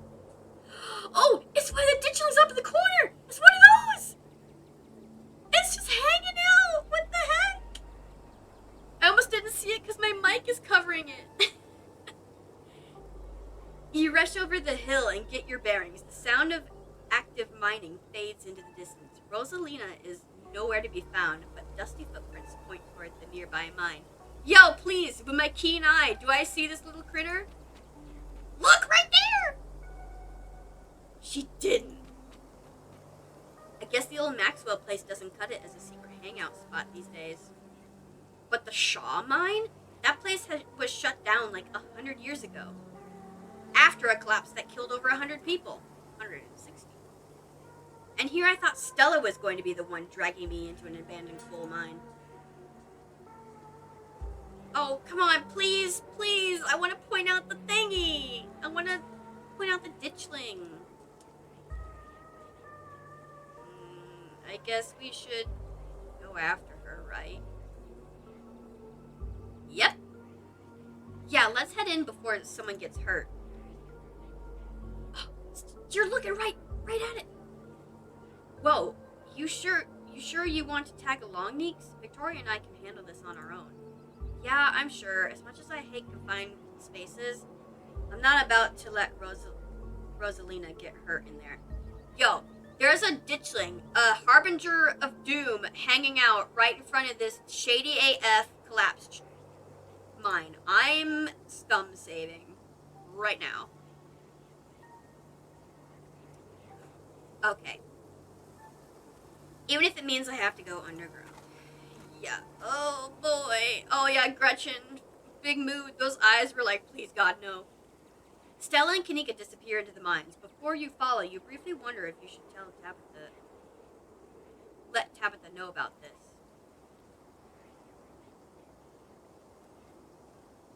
I'm going to try and call, and she's going to be, like, put on airplane mode. Or do not disturb.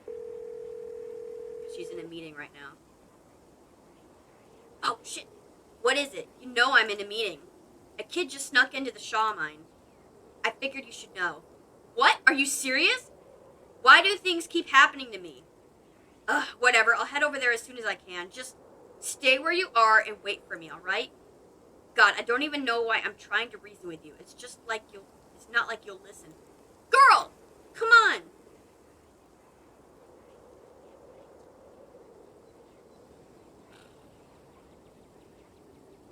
I called you as a courtesy, but I'm not waiting around for you. Like, what if something happens to Rosalina? I swear to God. I'm sorry, but my mind is made up. Hang up the call. Follow Kanika and Stella into the mine. You can take a deep breath and follow your new friends into the mine, ignoring this freaking doom and gloom hanging out up here. Nothing bad's gonna happen. No. The inside of the mine is warmer than you'd expect. The air thick and wet. The ceiling hangs much lower than you are tall. Really? Not IRL. Forcing you and your companions to hunch over, your legs bent in a painful squat as you begin to navigate this maze of corridors. Hey, you made it. I told you they would. I just needed to make a quick call and give Tabitha the 411. Are you kidding me? I don't know how long it's going to take for this to get through you, Victoria. That woman is not to be trusted. Yo! A girl snuck into the mine that she owns and could get hurt. I'm warning her so she doesn't get fucking sued by her parents when this girl dies. Well, what matters is the gang's all here. We'll find Rosalina in no time. Press on. The deeper you progress into the mine, the heavier the air becomes. Coal dust hangs in thick clouds around you, even though this place was abandoned over a century ago. Jesus, it's cramped down here. Does anyone else's chest feel tight? I don't like spaces like this either, Kanika. Yeah, abandoned mines are way more claustrophobic than people expect them to be, and this one's real bad. You know, because of the child miners, or should I say, the minor miners? Boo! Kanika visibly shudders. You mean the ghost miners, man. Okay, I'm not superstitious, but if there's one way to make sure you get haunted, it's cracking jokes about dead child laborers while walking on their graves. What can I say? I do my best to tempt the spirits wherever I go. I actually snuck down here a few times to try and get some good footage, part of my ghost hunting phase. Jesus, Stella, the things you do for your viewers. Did you find anything? I wish. If any place in Scarlet Hollow was actually haunted, it'd be this mine, hands down. But all I got was dust in my lungs and a couple of false alarms. Yeah, should we be wearing masks? Stella pauses as sound rushes overhead.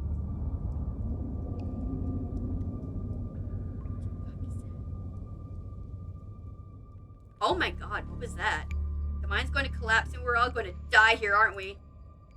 Stella sighs longingly.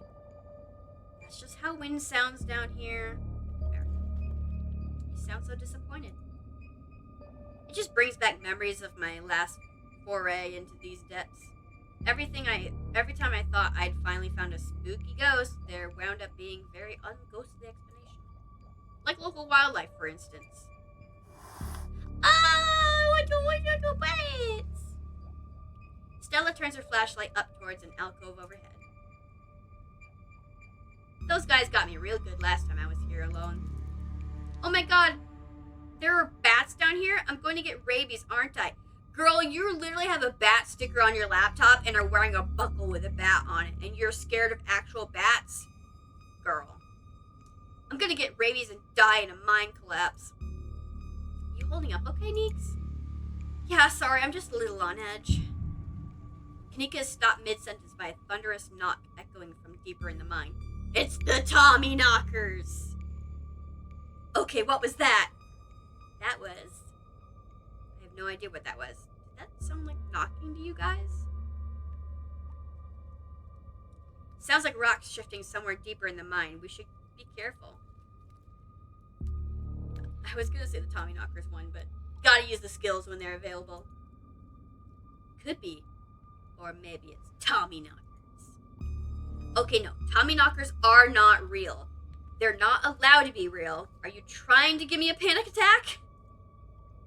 I'd love to spend some extra time poking around down here. Maybe it's got something to do with the mystery.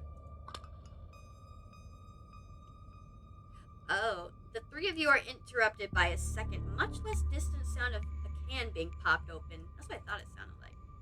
Okay, now that wasn't Tommy Knockers. Those are the teenagers. Came from this way. Follow me. You and Kanika follow Stella further into the mine. Teenager! Oh, hi.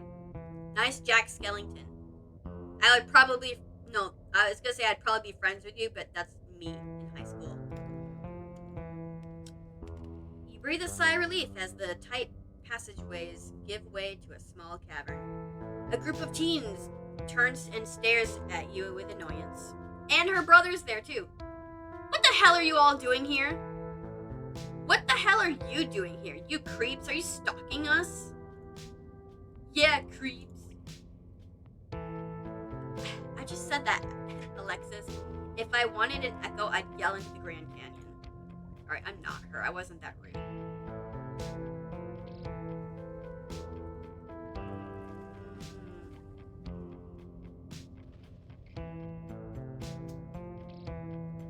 Your dad's looking for you, Rosalina. And who the hell are you exactly? That's Victoria, Tabby's cousin. I can't believe your dad sent people to follow you, Rosalina. That's messed up. I think that qualifies as harassment. You're right, Becca. It is messed up. I don't need him telling me where I can be. You could at least check in so he knows you're not dead. He loves you and worries about you. He's really not asking for much. Don't you kids have school tomorrow anyways? fall break. And we're not kids. Teens are kids. Yeah, we're teens. Oh, we're so grown up. Yeah, you still look like a bunch of kids to me. Did you guys seriously sneak into abandoned coal mine to drink canned margaritas? Underage drinking, I'm telling. We're barely drinking. It's not a big deal. Rosaline, you're 13, and I know the rest of you aren't much older. Well, y'all are way rowdier than I ever was at your age. How did you even get a hold of that much booze? I wonder, the one that runs the general store and was like, hey, just take shit. The teens avoid eye contact. Miles tries to melt in the cavern wall. Oh no, I know that isn't you, Miles. It had better not be you. Yeah, whatever, it's me. What are you even doing here? Becca's right. Sounds to me like you're stalking and harassing and all that. You're supposed to be minding the store. It's not like anyone even comes in on Tuesdays, and Mom's there, so it's fine. Eyes dart uncomfortably around the cavern as Kanika tears into her brother. Yeah, get awkward. Go home. It's not fine. It is extremely not fine. It is, in fact, incredibly irresponsible. Why do I always have to be the responsible one? Do you know what I would give to be as carefree as you? I left school so you could have a chance to live your life, and this is what you're doing with it? What would Dad think if he could see this? Stealing booze from the family store to dick around in an abandoned mine? Dad's dead, Kanika. But if he were here, he'd be disappointed you wound up being such a bossy jerk. Nothing ever happens in this town. Who cares if we're having canned margaritas somewhere nobody's supposed to bother us? Ooh. Honestly,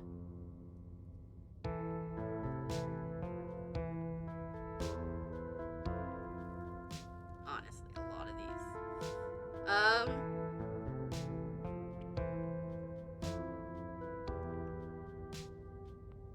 I mean, I shouldn't joke about that, but, I'd love for y'all to sort this out, but can we maybe not do it in an abandoned coal mine? Oh, and what are you, an expert on mine safety? They only abandoned this place because there wasn't enough coal left to bother digging anymore. My dad told me, and he's an actual foreman at the continuous mining facility, so he knows what he's talking about. I'm just kidding. Wait, I thought your dad was a charge hand. No, Alexis, he got promoted last month, and he says this place is totally safe and we can hang out here anytime we want. Oh! Correction, your father was a foreman at the continuous mining facility. We'll see if he even has a job tomorrow morning. What? Oh shit. Hey, Tabby! Kanika sighs. Probably for the best that she's here. Yeah, you're welcome for calling. Get these kids out of here. Do none of you understand what a boarded up mine entrance is supposed to mean? It means it's closed, condemned, not fit for human use. Oh, come on, this place is way sturdy. Check it out. Oh, don't. What are you doing? The teen with the beanie jumps up and slaps a strut on the ceiling. Oh. Was that the knocking we were hearing earlier? Oh my god, Zane, cut it out. You're embarrassing us. I'm sorry for Zane's behavior. I don't think he realizes how extremely 8th grade it is to jump up and hit things. Oh, no offense, Rosalina. None taken. The other 8th graders are totally immature. Yeah, they're not totally immature like you. Yeah, you're chill and smart too. Enough! The damage is already done. Now leave. I'm tired of people in this town dragging my cousin headlong into danger. I can't believe I actually agree with Tabitha about anything. But this is the worst place I've ever been in my entire life, and I would like to see the sun again before I die. Come on, you guys. Maybe it's not a big deal. We used to do dangerous stuff all the time, and I still do dangerous stuff now. I mean, I don't like this particular situation, what with the whole ditchling thing, but outside of that, who are we to tell them where they can hang out? This place could I wouldn't want my child hanging out in this place because it's dangerous. If they want to find some other place, like secluded place to hang out on like top of a hill or some shit, That's fine, but not in a place that could get them killed. Come on. I don't know who you think you are in this situation, Stella, but I own this mine.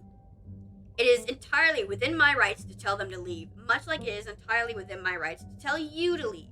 Was your lifetime ban from my mines not a clear enough message for you? Hell yeah, Tabitha. Tear the sad 20-something to shreds. Oh, yikes.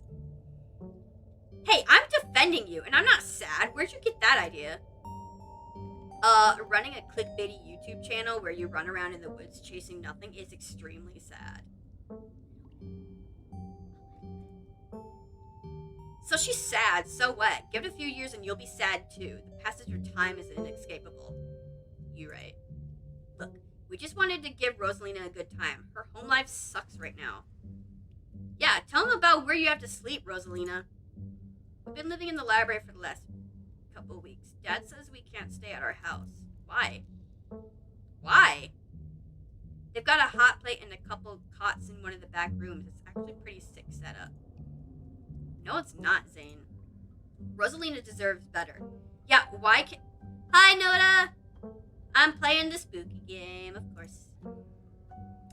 I don't care about your home life. Well, I care about her home life. If you're going to do your underage drinking, go do it in the woods. Just get off my property. Tabitha! Look, Rosalina, I'm sure Oscar has a good reason for all that. He's a good guy and he cares about you. Why are you living at the library? Tell me, please. He thinks our house is haunted. Stella! Stella! Oh. Wait, what? Yeah, she's like, oh, I'm on it. And I should care because it's such a bullshit excuse. I bet he couldn't afford it anymore and is lying to you to save face. What a coward. Becca, I don't think you can, say that about other people's families. Isn't that, bullying or something? Shut up, Zane. Back up. He said it's haunted? I can't believe he didn't mention it to me. I could investigate. There's no ghost, Stella. It would be cool if there was, but Becca's right. I just wish he would be honest with me and tell me what's really going on. It's like he doesn't think I can handle it. Like I'm still a little kid. There's nothing wrong with being a kid. You're all children, and none of you realize how good you have it. Back in the day, each and every one of you would be pulling 12-hour shifts in this exact mine. If it weren't for child labor laws, the 5 of you might have some actual character. Exactly. Rosalina's not mature. She still sleeps with stuffed animals. Hey now. That's fine. That doesn't mean she's not mature. I still have pork chop, you know? Yeah! Is that like lamb chop? I rest my case. Wait, what did you say about child labor?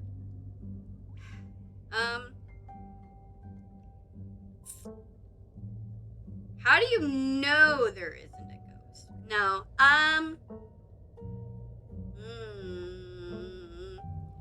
honestly, I don't know about treating you more like an adult, because you're not an adult yet, but he should tell you the truth. If it's not like, oh, we gotta get out of the house, it's haunted. If it's some other reason, he needs to tell you the truth, because you deserve the truth. At least one of you sees reason. Thanks, weird stranger. I wish it were easier to convince him of that. Yo, we should break in and, ghost bust it or something. Hell yeah. Oh my god, Zane, you can't ghost bust if there is no ghost. Also, Rosalina lives there. She can't break into her own house. There's no ghost that you know of. I bet we can figure out how to bust it if it's actually real. And if it isn't real, well, problem solved. You know, Rosalina, you could always stay over at my house until Stella ghost busts your place. We have a finished basement with a pull-out couch. Nice. Why are we talking about this like it's a thing? It's not a thing. There's no ghost. I don't care, and I can't believe I've wasted this much time trying to argue with children. I'm washing my hands of this and calling the cops. Feel free to leave before they show up. Yeah, the cops are even gonna fucking do anything. Hear that, Miles? We're leaving. I suggest the rest of you kids leave this empty mine before someone gets black lung or gets crushed by rocks or meets any one of many terrible fates people tend to meet in abandoned mines. Oh, fuck. Kanika is interrupted by a pair of thunderous knocks. It's the Tommy knockers! They're coming! That wasn't me, I swear. Then what is it? Come on, Stella. Don't you have a whole list of perfectly natural explanations for scary mind noises? Yo, let me whip out my phone light and shine it down there. It's Tommyknockers for sure. I know this isn't why we came down here, but we've got to check it out. I don't want to go too far down though. Stella. I know, but weird stuff's been happening around here the last few days.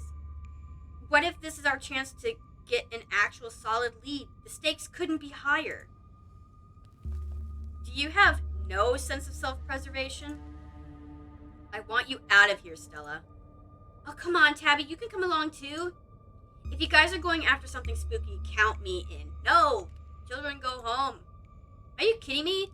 Tagging along with some olds to get jump scared by shadows and freak each other out? No thanks. No need to opt out of something that isn't happening. Nobody is going deeper into the mine. Nobody is staying in the mine. You're all leaving. Oh my god, the teens are right. I did get jump scared. Please listen to Tabitha before my heart gives out. It'll be fun, Meeks. It will not. You hear something over the sound of Stella pleading with Kanika and Tabitha. Something like the shuffling of feet on stone and the whispering of mischievous teens. I had something in my ear.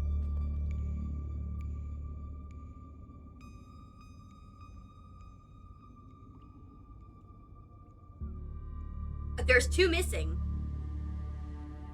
You turn to see Becca and Alexis gone, and Rosalina anxiously hovering in front of a small tunnel in the cabin wall. She freezes as you notice her. Did they fucking go in the tiny hole?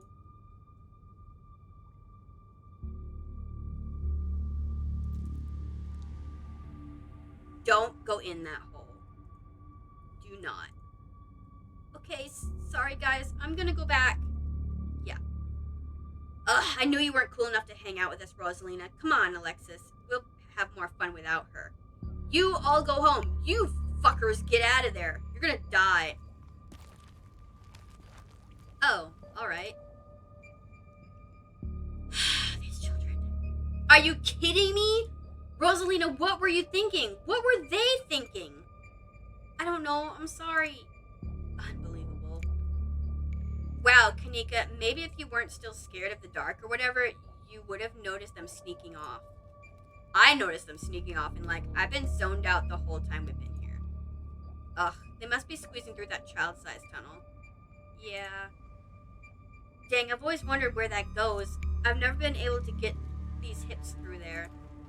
Stella, stop sneaking into mines. Please, I am literally begging you.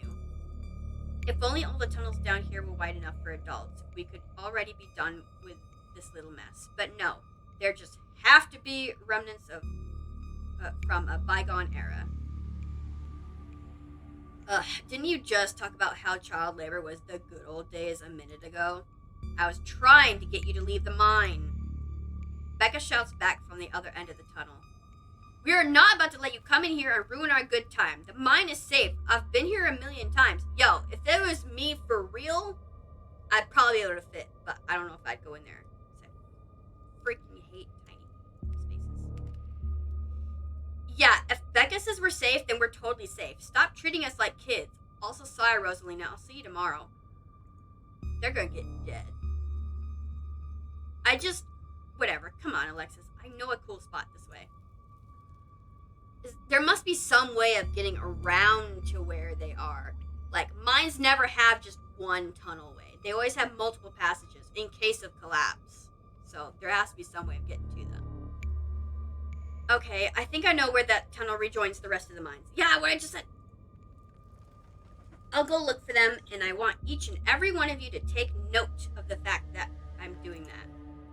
If these idiots get themselves lost and die, I am not letting their families sue me into the ground. Are those really your priorities right now? I knew that was going to be her priority. That's why I said. Yeah, do you have a problem with that? I want the rest of you out of my mind. Except for you, Victoria. I'm not letting you out of my sight. So you keep me inside the dangerous mine? Okay. Yeah, sure, I could never fit in that tunnel anyways. They have crossed a barrier that I cannot, so my time here is up. but only because Stella promised me a ghost hunt tomorrow. Whatever, I still have to do my dailies anyway, and the service down here sucks. Yeah, go play your freaking league or whatever. What about, I should say, what is it, Genshin Impact? Do they have dailies? What about you, girl? Are you sure you don't want me to come along? Maybe I could help you get Becca and Alexis to leave. Don't make me ask you twice. No, you're getting out of this fucking mind. They'll be fine, Rosalina. I think your dad would kill me if I let you stay down here any longer. Okay, can I at least wait outside? Yeah, we can wait outside together. No, you are not about to weasel your way into this, Stella. Oh, come on, Tabby. I've been down here a ton. I can totally help out. Tabitha sighs. Ugh, there's no getting rid of you, is there? Fine, I won't waste my time arguing. I've read a lot of stories about cave rescuers needing their own rescue. Should we get some professionals down here? Are we biting off more than we can chew? I am a professional. I'd also prefer to resolve this issue without word getting out if possible. Again, I don't want to deal with angry parents trying to sue me for their own negligence. Inspiring. Don't worry, Victoria. It'll be fun and safe. Sure, that's what you told me last night when someone died. I'm sure that's exactly what you told them last night. We all know how that ended. I keep saying I hate how much I relate to Tabitha. I keep saying what she's gonna say before I read the line.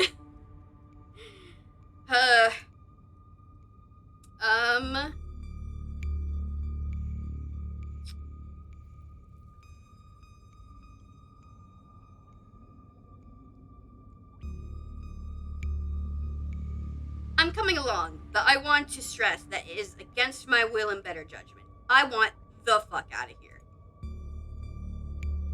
Noted.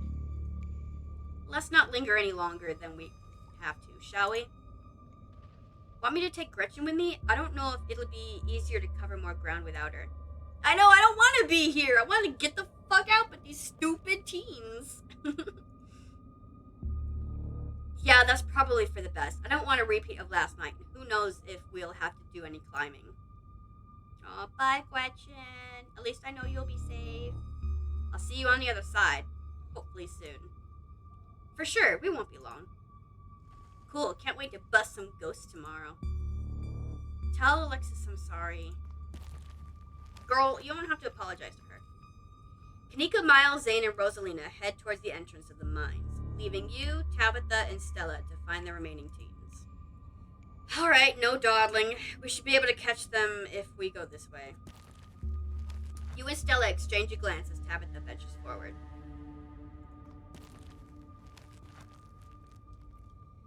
As the three of you move deeper into the mine, you hear echoes of conversation bounce around the walls. Becca, why are we doing this again? You thought Tabitha was, really cool. Why are you trying to get her all mad? We're doing this because Tabitha is really cool. She doesn't let anyone boss her around, so we can't just let her boss us around. Jesus Christ. Aw, you hear that, Tabby? Someone thinks you're cool. I can't believe she used to hang out with a nobody like Stella. Ouch. Oh. I don't know. I think Stella's kind of cool. I like that River Runner video. Well, there you go. Oh, come on. She doesn't even have a sponsor. What kind of a YouTuber doesn't have a sponsor? Bruh. Do you YouTube? No. Shut up. It's hard. I mean, not yet, but I'm in talks with Meat Rice. And I make plenty of ads and donations.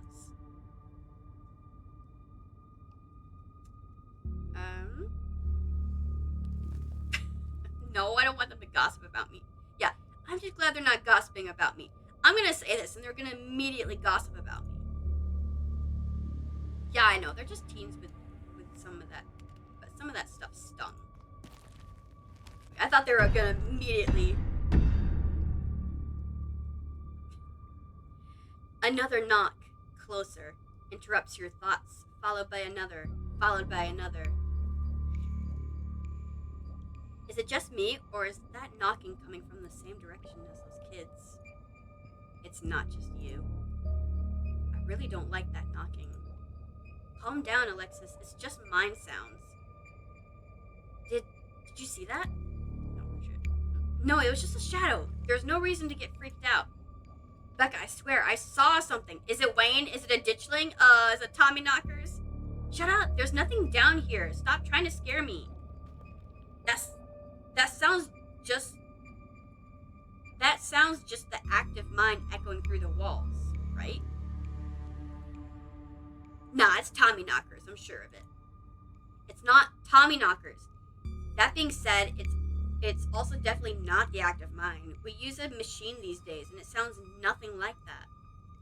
It's probably just rocks falling somewhere deep in the mine, which is also bad for obvious reasons.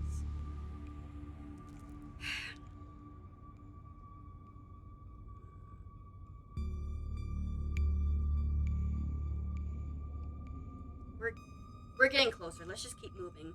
The quicker we go, the quicker we can get the fuck out. No use talking. Just go. As you progress deeper into the mine, the knocking grows more frequent. It's still distant, but it's much louder than before.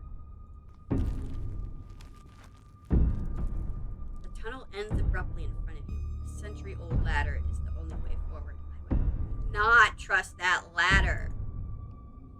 In the darkness beyond, you can still hear the youths, their panicked arguing echoing down the pitch-black corridors. Becca, we need to leave. This isn't fun anymore. This is plenty fun. I bet you're only saying that because you want to hang out with that dorky crush of yours. She's just an 8th grader. Ooh, Alexis and Rosalina. Hell yeah. Becca, this isn't about Rosalina. I know you can hear that knocking. And here we are, the tunnel they crawled through passed through the chamber below, and it sounds like they're still down there. I've never been this far in. Congratulations, Stella. You got what you wanted. Tabitha walks up to the ladder and disappears over the edge. Alright, let's do this. I'm gonna grab a drink real quick. I ran out of all my water. 1 second.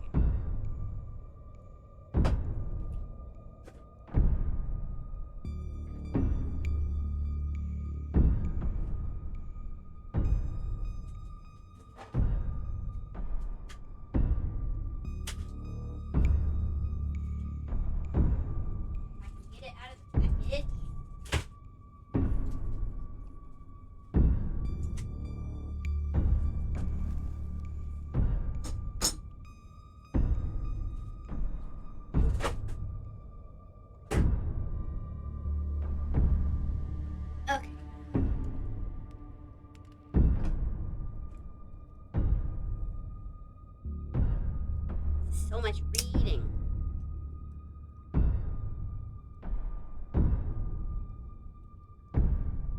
Okay.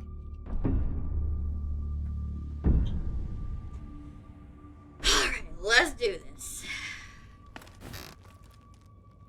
Stella hoists herself over the edge and begins to climb down. Follow into the death pit. You walk to the ladder and climb down.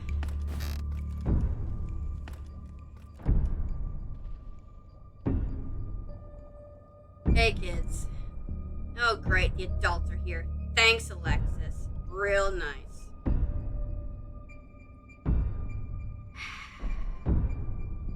Becca, is needing to feel like you're better than other people so important to you that it's worth being buried alive? Do you have an actual death wish? Because I can see this place starting to collapse. Becca, what are you doing? Alexis, you're so much braver than you think you are. You don't need to let Becca keep you around. I'm gonna save Scum real hard right now.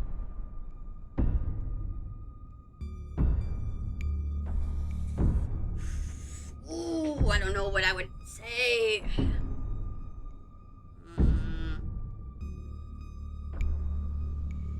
Honestly, I'm really not liking Becca. So I'm gonna encourage Alexis. Alexis, you're so much braver than you think you are. You don't need to let Becca kick you around. Excuse you? No, excuse you, Becca. I don't want to be down here. I don't want to hang out with you.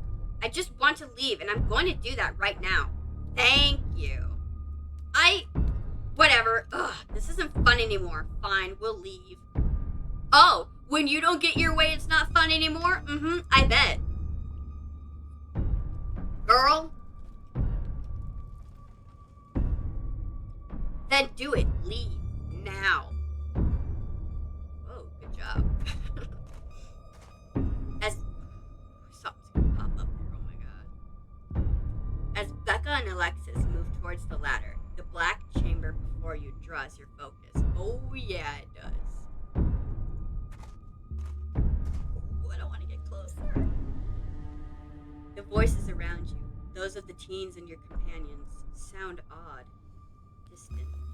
Oh, am I tripping right now? Where's the canary? Are these fumes getting to me?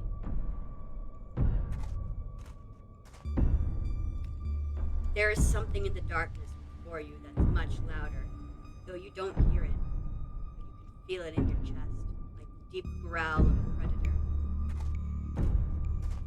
You find yourself stepping towards the black chamber before you, compelled by some unnatural force. Hey, are you alright, Victoria? I'm not alright. What do you think you're doing? Get away from there. Your cousin dives towards you. Oh!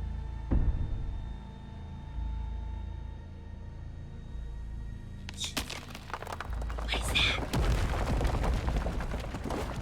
Is that the goop that Wayne had on him? Oh my god. What? Victoria, are you alright? Oh, thank God you're alive. It looked like you had a seizure or something, and then you had Tabby, and then you and Tabby just conked out. I'm fine. Ugh. You could barely open your eyes. You're not fine. Neither of you move a muscle. I don't want you straining yourself while you're still recovering from whatever that was. I'm getting the kids out of here, and then I'm going to get you both some help. Did me and Tabby both had these visions because we're both Scarlets. I'm betting you. I'll be back soon, I promise. Don't die on me, alright? Yo, we both had it because we're both Scarlets and we're connected to this stupid mine. You fade back out of consciousness as your companion clambers out of the pit, intent on your rescue. Ooh! You raise up on your elbows, head still swimming from the visions, your surroundings coming back into focus. Your head throbs as the knocking continues, now magnitudes more intense than ever. You can't help but notice the timber struts around you trembling, as if they were being struck with invisible blows with each knock. They're all that stand between you and the many tons of rock over your head, and they suddenly seem terribly fragile. We need to get the fuck up this ladder and away. Oh my god. God, that knocking is not helping my headache. What the hell just happened?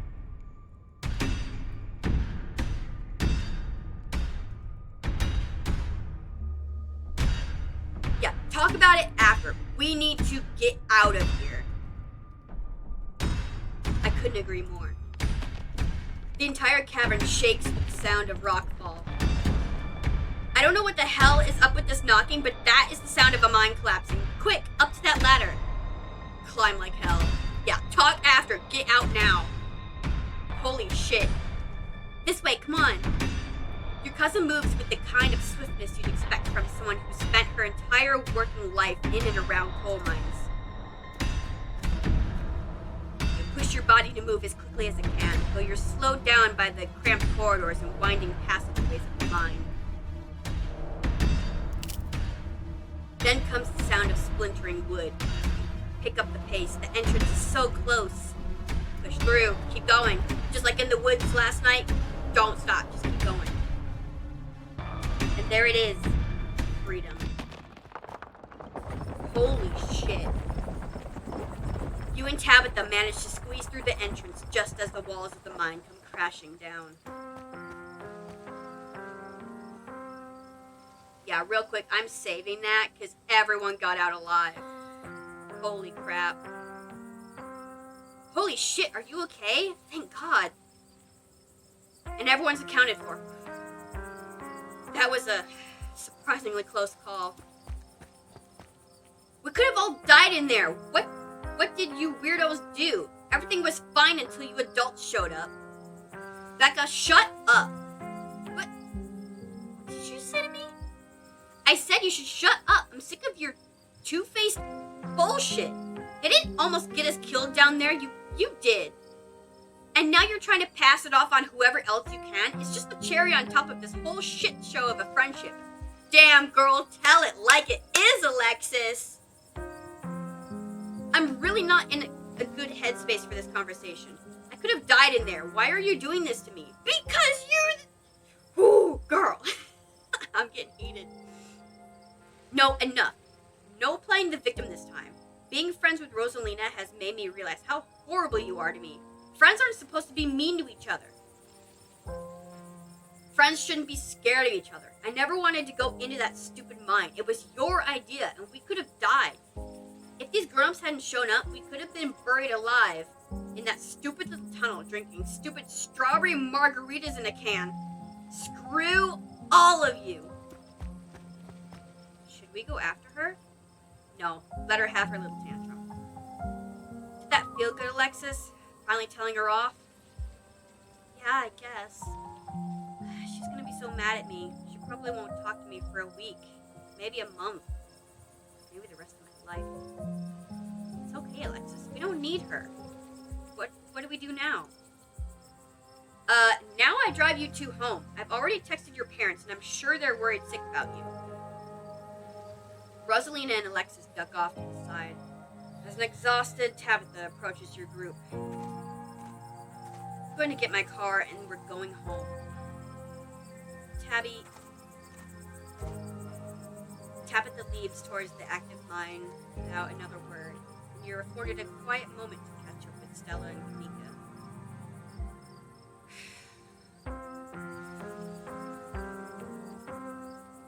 My vision. First. There was a stone carving on the wall of that pit. It gave me some sort of vision. I saw what happened to this place. Are you sure it wasn't just auto-suggestion? We talked about that mine a lot today. I don't know, Neeks. You weren't down there. Victoria and Tabby had, like, simultaneous seizures next to a creepy stone carving. It was like something out of a movie. Just because they passed out or had seizures doesn't mean it wasn't auto-suggestion. The entities in the mines. I saw something down there. Like the shadows of the dead miners. They were right behind Stella just before you all left. Did you not see them? Whoa, I didn't see anything other than you and that carving. That's super weird. I don't want to doubt what you experienced, but you were deep in a dark abandoned coal mine. You might have just been primed to see those things. You know, now that I think about it, that totally fits the profile for some of the Tommyknocker stories. What if they're actually bona fide ghosts? Stella...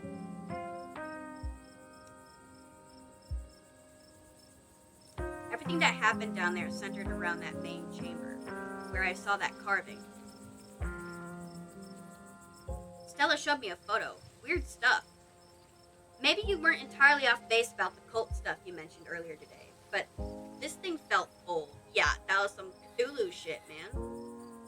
Also, the ditchling that was hiding up in this tree is gone now. And look what happened! It said something was gonna happen. Are you sure those were Tommyknockers? Depends on what you mean by sure. Is anyone really sure of anything? They fit the description pretty well, and I don't know what else they'd be. I have no idea what happened in there. I need to do some reading on mine collapsing, I guess.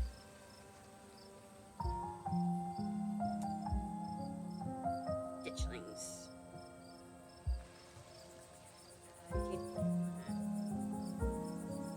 Do you think it's... I don't think it's over, but I'm gonna say. Do you think it's over? Maybe the ditchlings were here for those kids? I'd say that's grim, but at least no one got hurt. Maybe you're right. Maybe we averted whatever disaster the ditchlings were here to foretell. But I feel like what happened in the mine raised more questions than it answered. Yeah, I think this is one of many bad goings on that's gonna happen. We still don't know anything about Wayne or about what you actually saw down there. This is all a little too magic for me. Just because two bad things have happened doesn't mean there's a pattern. Right? We sure dodged a bullet tonight, didn't we? Yeah, thank God you noticed them sneaking off. You were incredible down in the pit, too. What happens now? It looks like Tabitha's back. I'd better drive these kids home. Come on, let's get back to the estate. It's been a long day, and I need it to be over. Same.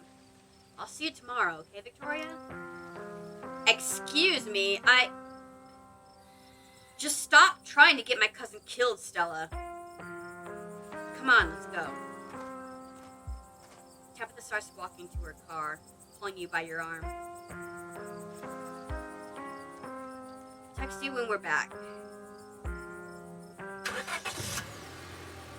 Blair, no, I got home safe. Tabitha doesn't say a word as the car cuts along the darkened road. You try to keep an eye on the surrounding wilderness as she drives, wary of what may lurk behind the trees.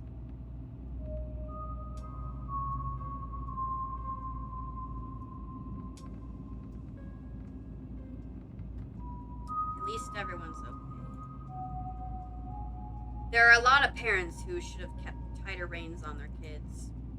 I never got into any trouble like this when I was a teen. I have Perlan to thank for that. Hated it at the time, but that strictness paid off. Ugh, what am I telling you this for? Where are we gone? You can tell me that, Miss. You can tell me stuff. I'd like to know more about you. And about Perlan, for that matter. She was my aunt. Maybe later this week. I don't have the energy to get into it right now, but I think I'd like that. Okay. Oh, no! I accidentally clicked it.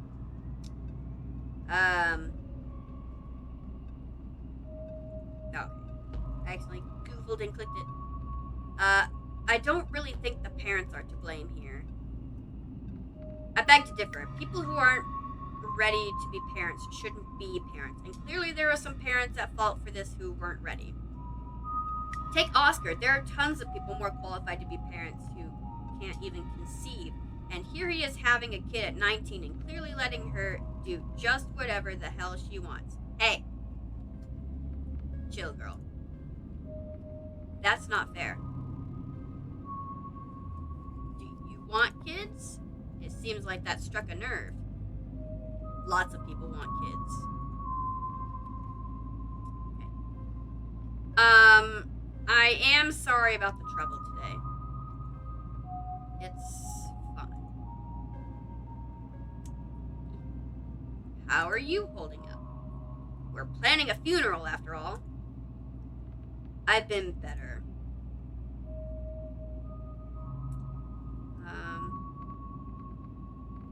Why do you treat Stella like that? Didn't you two used to be friends? Now you're not for obvious, well, not so obvious reasons, but, you know. It was a different time in my life. I just wish she'd get that we're not in high school anymore. I'm a different person than whoever she thinks she knows. You and Kanika really don't seem to get along. She pushes my buttons. Is there some kind of history there, or no? Now quit talking. I need to focus on the road. I'm doing terribly, by the way, in case you wanted to know, okay? Yeah, me too. I've got to focus on the road, though. Your eyes wander back to the tree line as you and Tabitha slink back into silence. Do I see anything in the tree line? Do I see Wayne? You once again cross the threshold into the estate. The musty stench of the decayed mansion greet you with its undertones of mildew and wood rot. Well, this day was a lot more stressful than it needed to be, but at least nobody got hurt. I'm going to bed. I suggest you do the same. Thanks for calling me about those kids, by the way. It was unexpected. You could have. No, you should have waited for me. Too tired to argue. See you in the morning. Tabitha turns and makes her way up the stairs. You head up to your room to turn in. You collapse in Tabitha's dusty guest bed, your head empty of thoughts. After your time in the Shaw mine, you barely even notice the dust. Your phone buzzes on the table. Y'all, these are those things, right? Oh, yeah. Those are... Kanika sends a picture of a pair of ditchlings by the side of the road. I saw them again, too. I did, too, before we headed into the mine, but I couldn't point it out. It wouldn't let me, even though I had keen mind. My keen eye didn't freaking see the ditchlings. Hate it. Oh, shit. Another picture, this time of them staring from a tree. What the fuck? These things are definitely not hairless monkeys or raccoons or whatever. I don't know what the hell they are. Yeah, we've been telling you, Kanika. I guess there are more of them. I guess there's more to them being here than the mine collapse. Yeah. No way I'm sleeping tonight. You think about looking out the guest room window, but at this point you're too exhausted to leave your bed. The adrenaline from this evening is finally wearing off, replaced by a creeping exhaustion that threatens to overwhelm you. Your limbs feel heavy, your eyelids slipping down over your eyes, even as you stare down at the ominous pictures on your phone. If it weren't for the pit of dread balling in your stomach, you would almost feel comfortable as you settle in between the covers, your tired bones sinking into the decrepit mattress. When you close your eyes, you see the shadowy figures that gather behind Stella in the mines. Your thoughts are drawn to the carving on the wall and to the visions imparted upon you.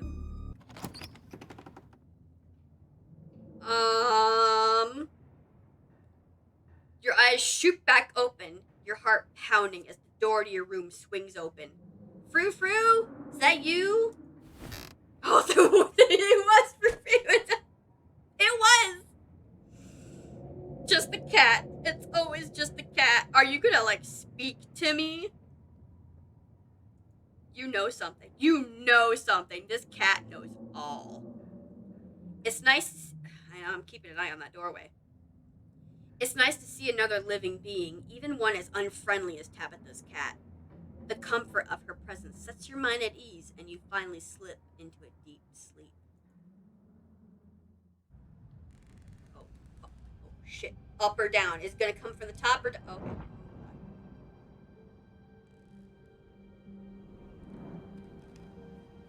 Is that Tabitha's room? Oh.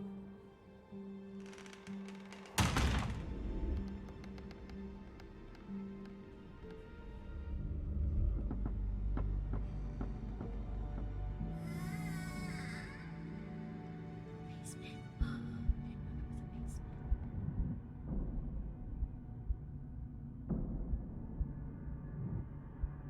Oh.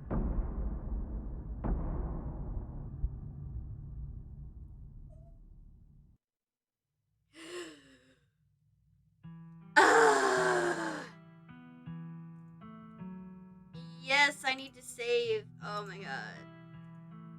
I'm gonna save it. I'm gonna save it right there. Because that's episode 1, episode 2. Oh my god. Man.